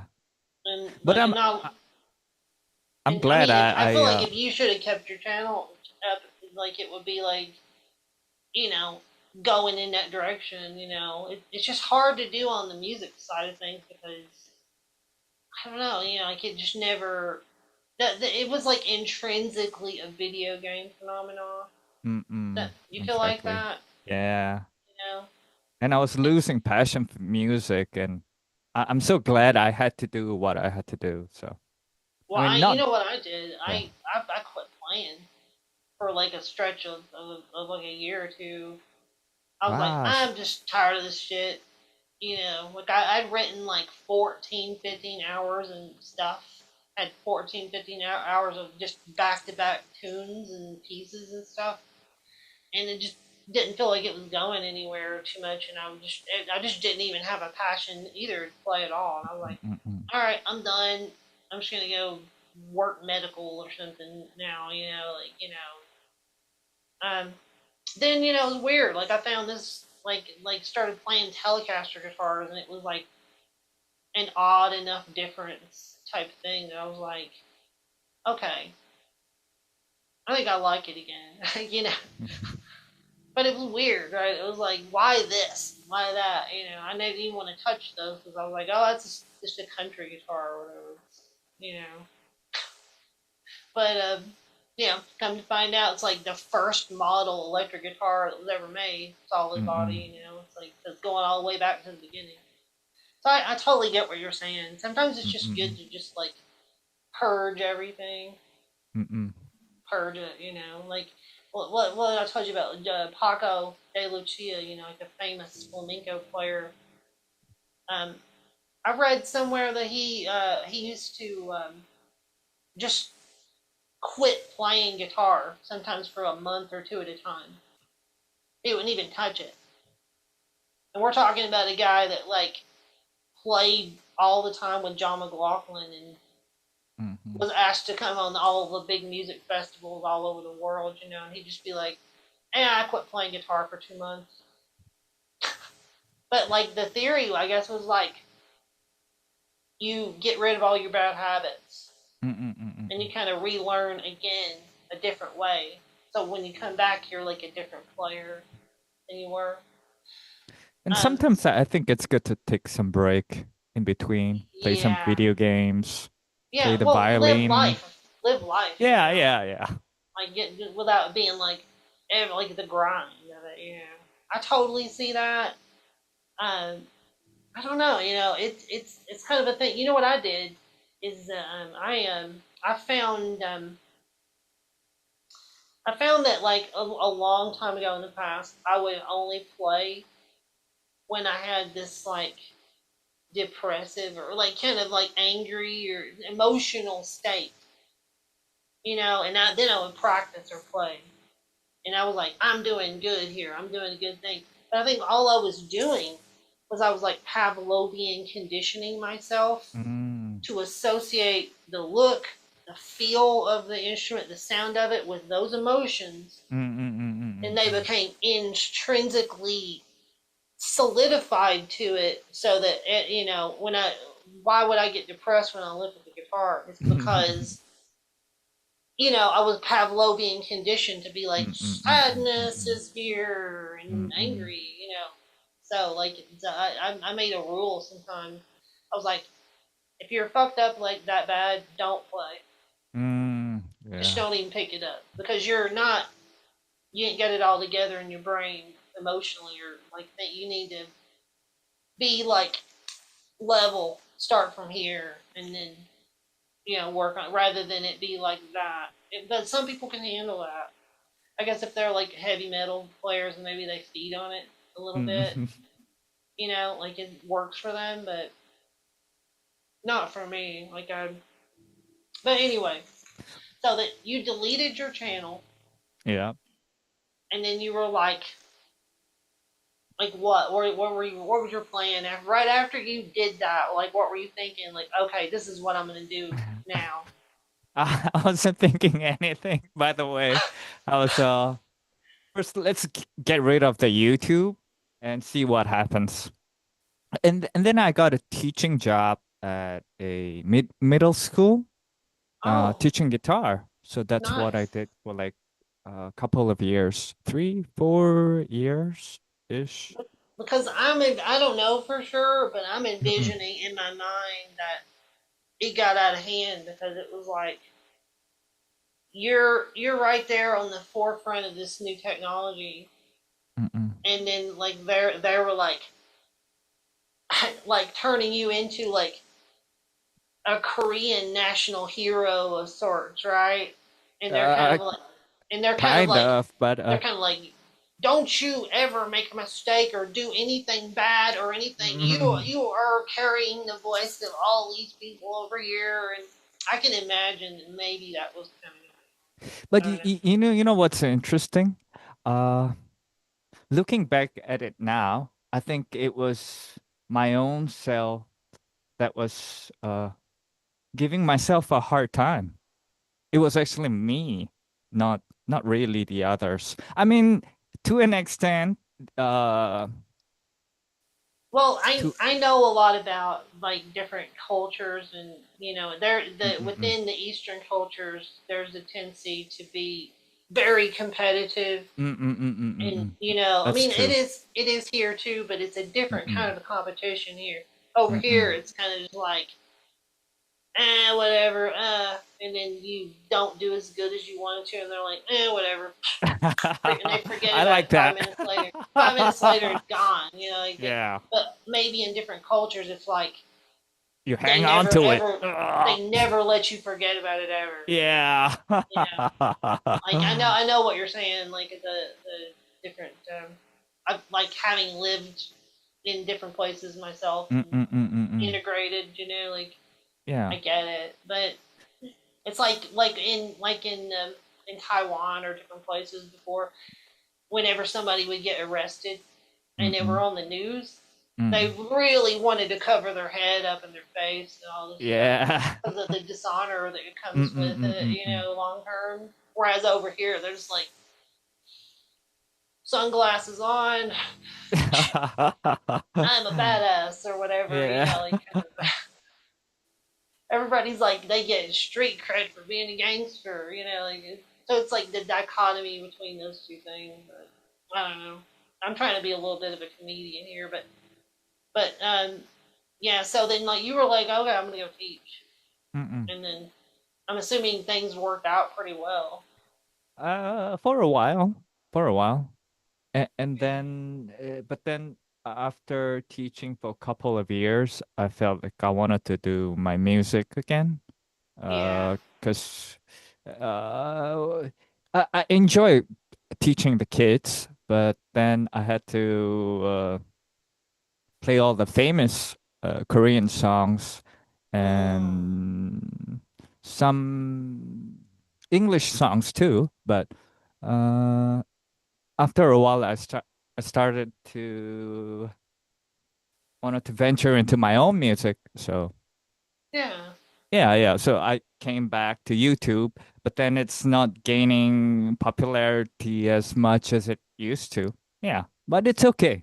It's okay. Well, they're like that, They're it's a really bizarre thing sometimes. I feel like, especially in music, it's like you got one shot, kid, to do it, and like Mm-mm-mm-mm-mm-mm. it's like that's totally not realistic at all. Like Yeah, you're yeah. you're crazy. Like not only is it not realistic, it's not historically with precedent either. It's not like Mozart only had one shot or whatever. It's just like a process, that goes Mm-mm-mm-mm. on. And and two, like Rick Beato's huge, right? Mm-mm. And I saw a thing where like for a while, I don't watch him anymore, but there when I was watching him, it was kind of like there was this whole thing about the subtext was like, you better be super famous and good by the time you turn 21, and if you're not, then you're stupid and you're gonna fail in life. Like it was this thing, Oh. and it was like it's like here is why people between the ages of this and this have more creative thinking. It's because of crystallized intelligence and learning. And when you get older and all this, I'm like, oh Jesus Christ! You don't think it's just because you know when you first start off, like you have so many, like your RAM memory has like so many ideas that you're working with, and then Mm-mm. you just kind of like burn yourself out because you tried all the different patterns and all the different things, and then like that's just as good as your computer can do.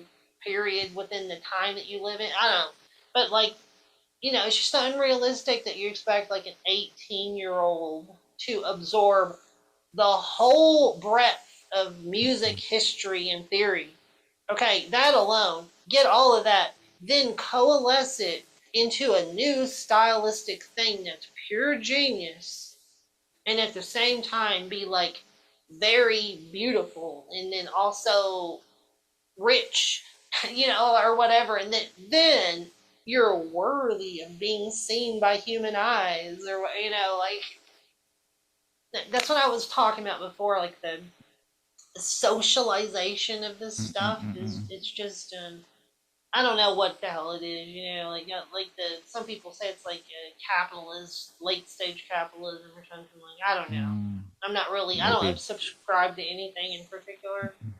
It's just I mean, I guess it's like the corruption, right? Is like filtrated down to every layer to where it's like now, you know, like it's just they want unreasonableness to exist, where it's just like, and it sets up like a false paradigm where like the PR salesmen are selling like people are just more talented than they were 50 years ago. Don't you know? Like guitar players are just more technically proficient and intelligent. I'm like, dude, are you trying to tell me like Wes Montgomery and like Hendrix, Joe? Like I could just name like a shit ton. All the classical guitar players like Segovia is not technically as good as some dude on Instagram or what. Like, are you fucking crazy? I mean, oh yeah, they can shred rock solos or whatever. Okay, but they were doing the same shit on the violin like in the 1800s, or Yeah. like what's the difference between the two things? Like and two, like it's kind of skewed because like you go back and watch all of the late 80s shredder videos, like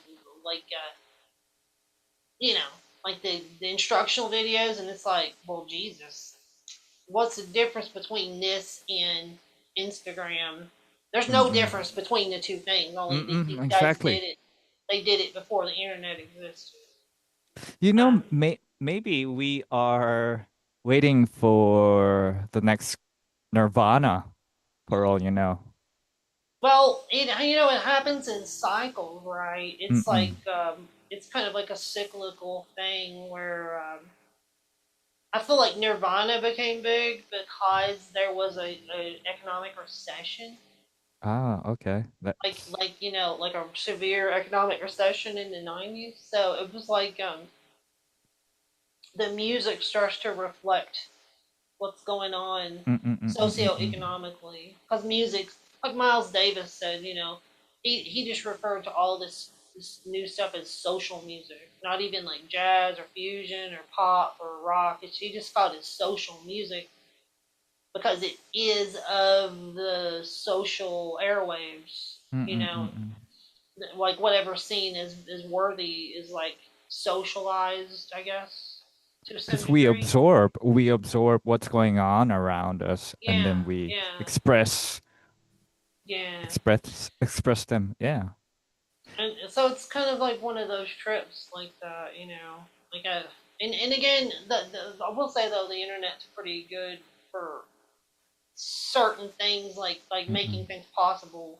Like I've never lived in LA, but like coming into contact with some of these guys wouldn't be possible without the internet. And Mm-mm. like talking, like I did an interview with Jimmy Haslip, and he's talking about. I mean, he took lessons with Jaco Pastorius. Wow. You know what I'm saying? Like now, to people like us, it's kind of like, huh? Like because Yeah. there's a direct lineage. Jaco played with all these people, played with Zonal. Zonal played with like Cannonball and Miles, and you know what I mean, like and all like it all gets like wadded together. Like Joe Zonal used to hang out with Miles Davis. You know what I mean? Like it's kind of like that kind of thing. It means something to me. Like I'm not really. I mean, I guess I sort of delved into the traditional jazz thing too, but it's not even about that. I'm not trying to like get the hollow body guitar and look like I'm part of that scene or whatever. Like Mm-mm. I don't care about that. It's just kind of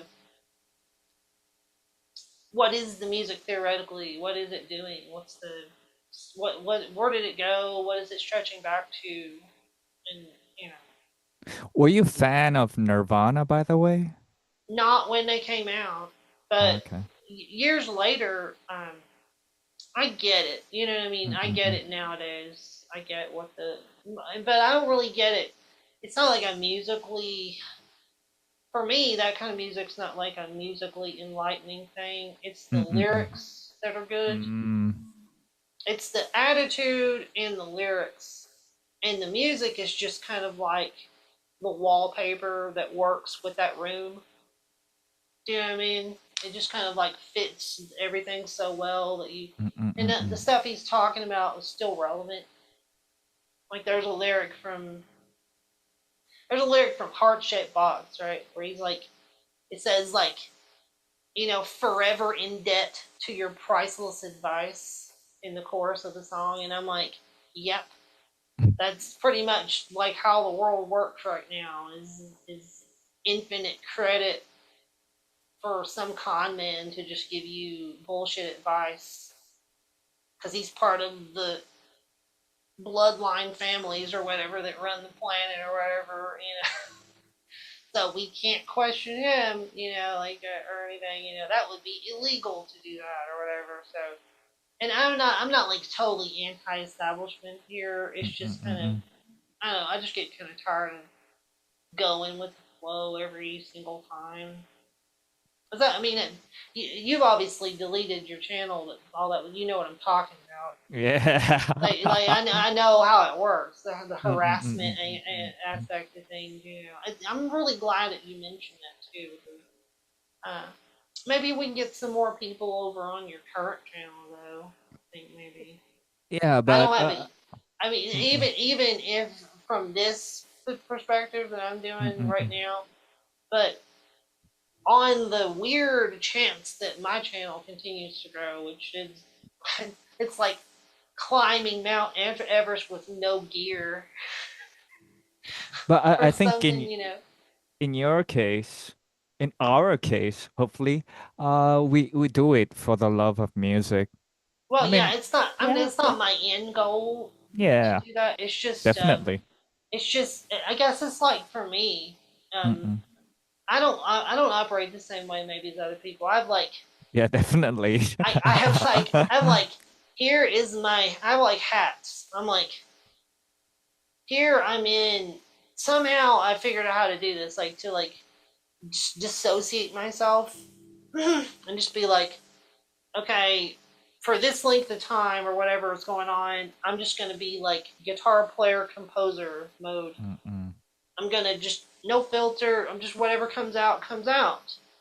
And I'm going to do that, make videos, write tunes, not really trying to like design myself, just here it is, try to grow, try to get better and whatever I'm doing. Then later I'm like, okay, I have a shit ton of material now. Time to put on the producer hat. And I'm like, what do I do with all this? And then I start going, oh, I really need to make a music video for this and then put this here and do that. And then I need to hire that guy or get that guy to come in and play on this. And start doing more of that side of things. And then I'm like, all right. Then I'm like, business Tory time. And then I'm like, start thinking about this kind of stuff that we're talking about, the social, the business, the growth, then reassess after a while. And I'm like, okay, hard truth. None of that shit worked that's in that block of material. That didn't work. I kind of like some of it, but for the sake of business in the future, mental note, stop doing that. So I kind of do it like try to organize it a little bit, and that kind of keeps me personally sane, if that makes sense. I don't know that it's helping to grow anything as much as I would want, but, you just never know these days. I couldn't tell you what, it seems like really what gets a lot of attention, music channel wise, is like gear. It's gear. It's all about gear. And it seems like what the function of YouTube is like mostly for that. Or you've already made it, and then people are coming to check your stuff out. Because you've already become a success. Basically, you're being promoted by like some people behind the scenes or something. But there's a lot of good stuff out there too. Right. That's Yeah. not promoting all the time, like you and. Well, my whole trip is like what I'm doing is legitimately real. Like, there's no AI, there's no bullshit, fakery. It's if something seems fake and it's just technically like what the fuck or whatever, it's just because I've developed a special skill set to execute it, and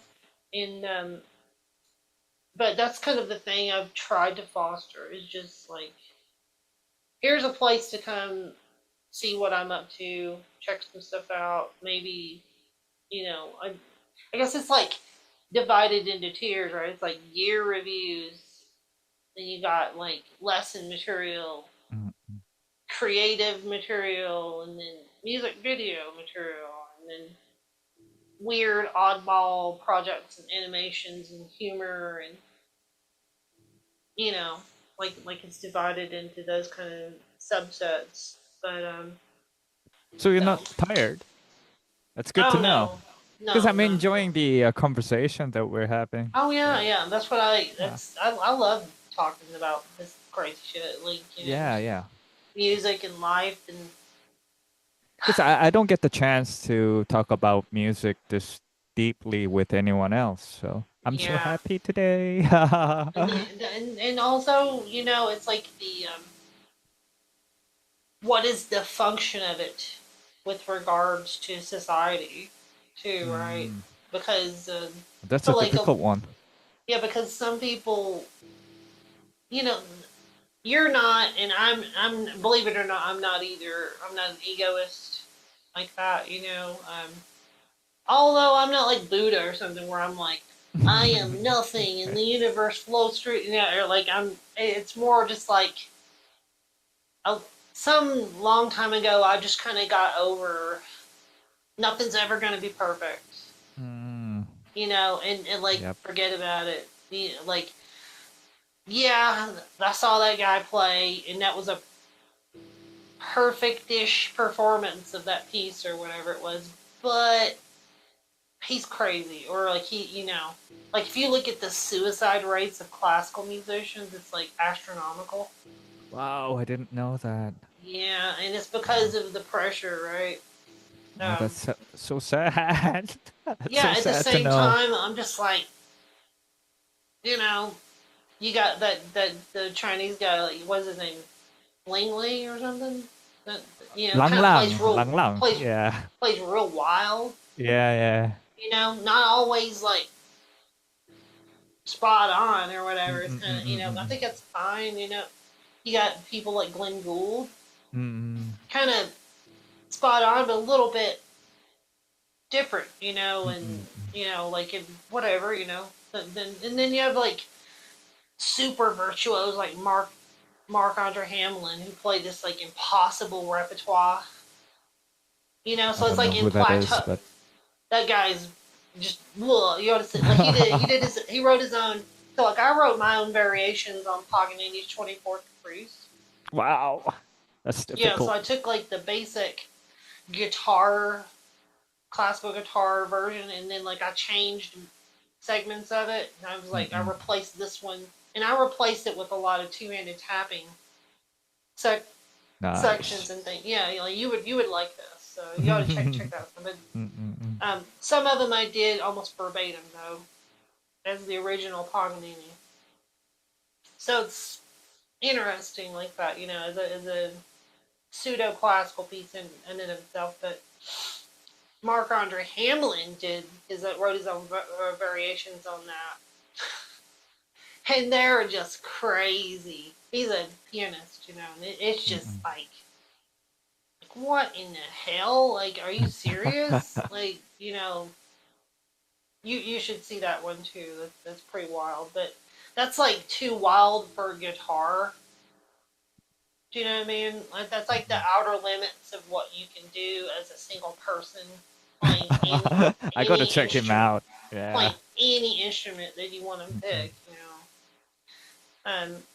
But anyway, so But but but what I was gonna say though was like it's for me. It's like you just at some point you let go and you're just like, I'm gonna try to do my best right now, and mm-hmm. that's an Yeah. accurate.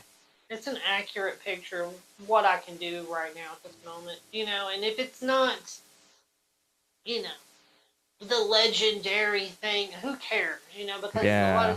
a lot of times people that are like legendary status are like addicted to heroin or crazy, like legit crazy. I'm crazy, but like they're jump off the building crazy kind of. Um, and You're jump off the building crazy too. You. but like like what's what's the deal? If you're not having fun playing your instrument, it's like like you were like your situation before. Like you're not having fun playing Exactly. it. Why Yeah. do it? I know. I know Like why. me, like I have to be miserable. I have to Yeah. be miserable, and that's what it was for me. It was just kind of like you go down a rabbit hole, and Mm-mm-mm.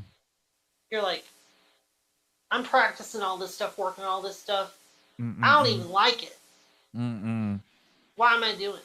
Yeah. Why am I I doing th I think it's a phase that we all have to go through as a musician, but as a person in life too, you know. Some people they work at in a job that they don't like, and it? yeah. That's another thing I was thinking about. It's kind of a little bit telling. Mm. So over the years, I've kind of accumulated some automotive knowledge.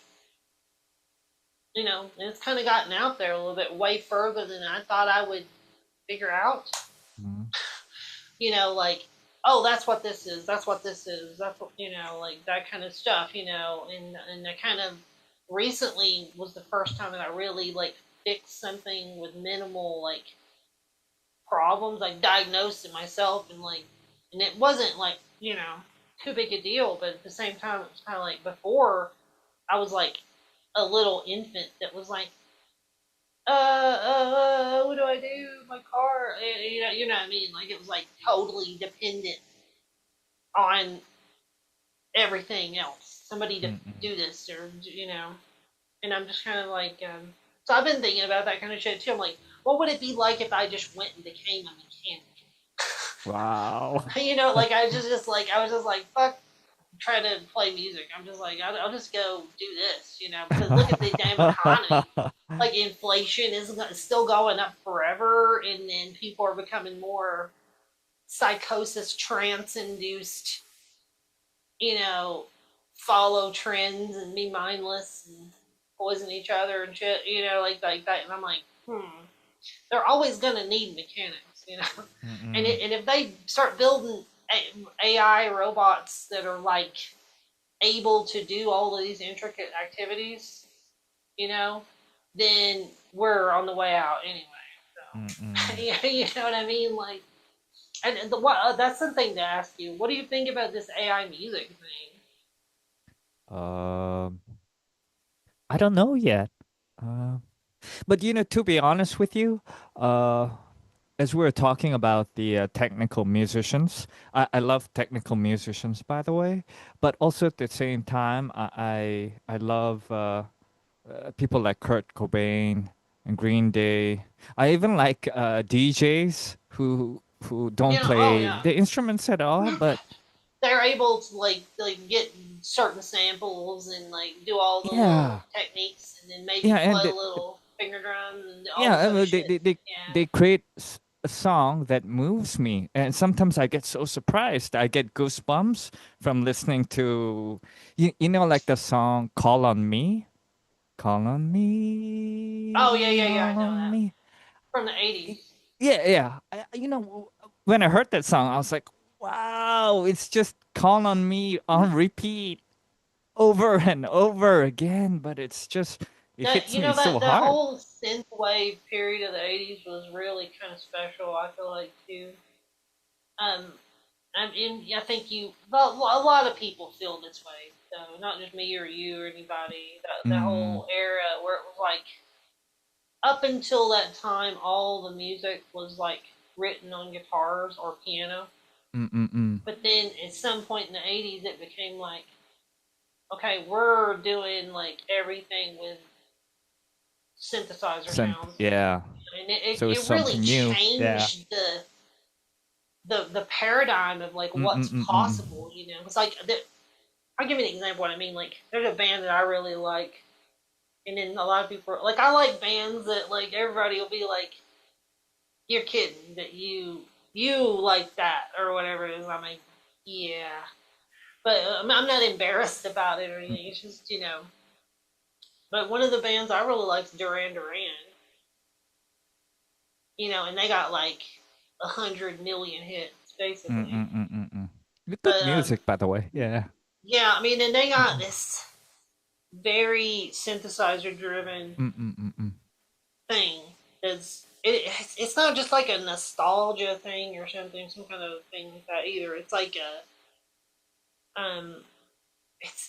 it's just like the music is like so evocative. Mm, mm. And I like a lot of stuff. I actually like a lot of pop music too. I'm But not it's surprised. the reason why is because it Mm, takes me out of that. Music is a technical exercise, mm, mm, mm. mental Mm, mm, exercise mm, mm, mm, workout, mm. and it's more just like, here's the vibe, Mm, mm, mm, mm, here's mm. the vibe, you know. Um, I like or- both. I like both. Yeah. that's what I've been. I mean, that's what I kind of do sometimes too. Is like combine the two Mm-hmm. things. So like I feel like if you play guitar pieces or you're playing solo guitar pieces, um, it's almost always going to be a technical. Yeah. Like you could Definitely. do ambient looping stuff or something, Mm, and that's cool too. I mm, like that one guy's Chords of Orion, that channel. You've probably seen mm. that. That's cool. I like that too. But I couldn't just do that all the time because I want to Yeah. work on, I want Yeah. to work on like all my contrapuntal ideas Mm-mm. and That's keep that's going. awesome too. Right. But see Yeah. that over the years, Mm-mm. that's how it evolved for me. Was like now everything I do basically has a contrapuntal aspect to it. So even if it's not two lines, it's like there's there's like a comping line, and then there's a solo line on top of it. At the very least, it's just Mm-mm-mm. that. If not, it branches out into different things, That's moving in there. beautiful, by the way. You're And channeling Bach.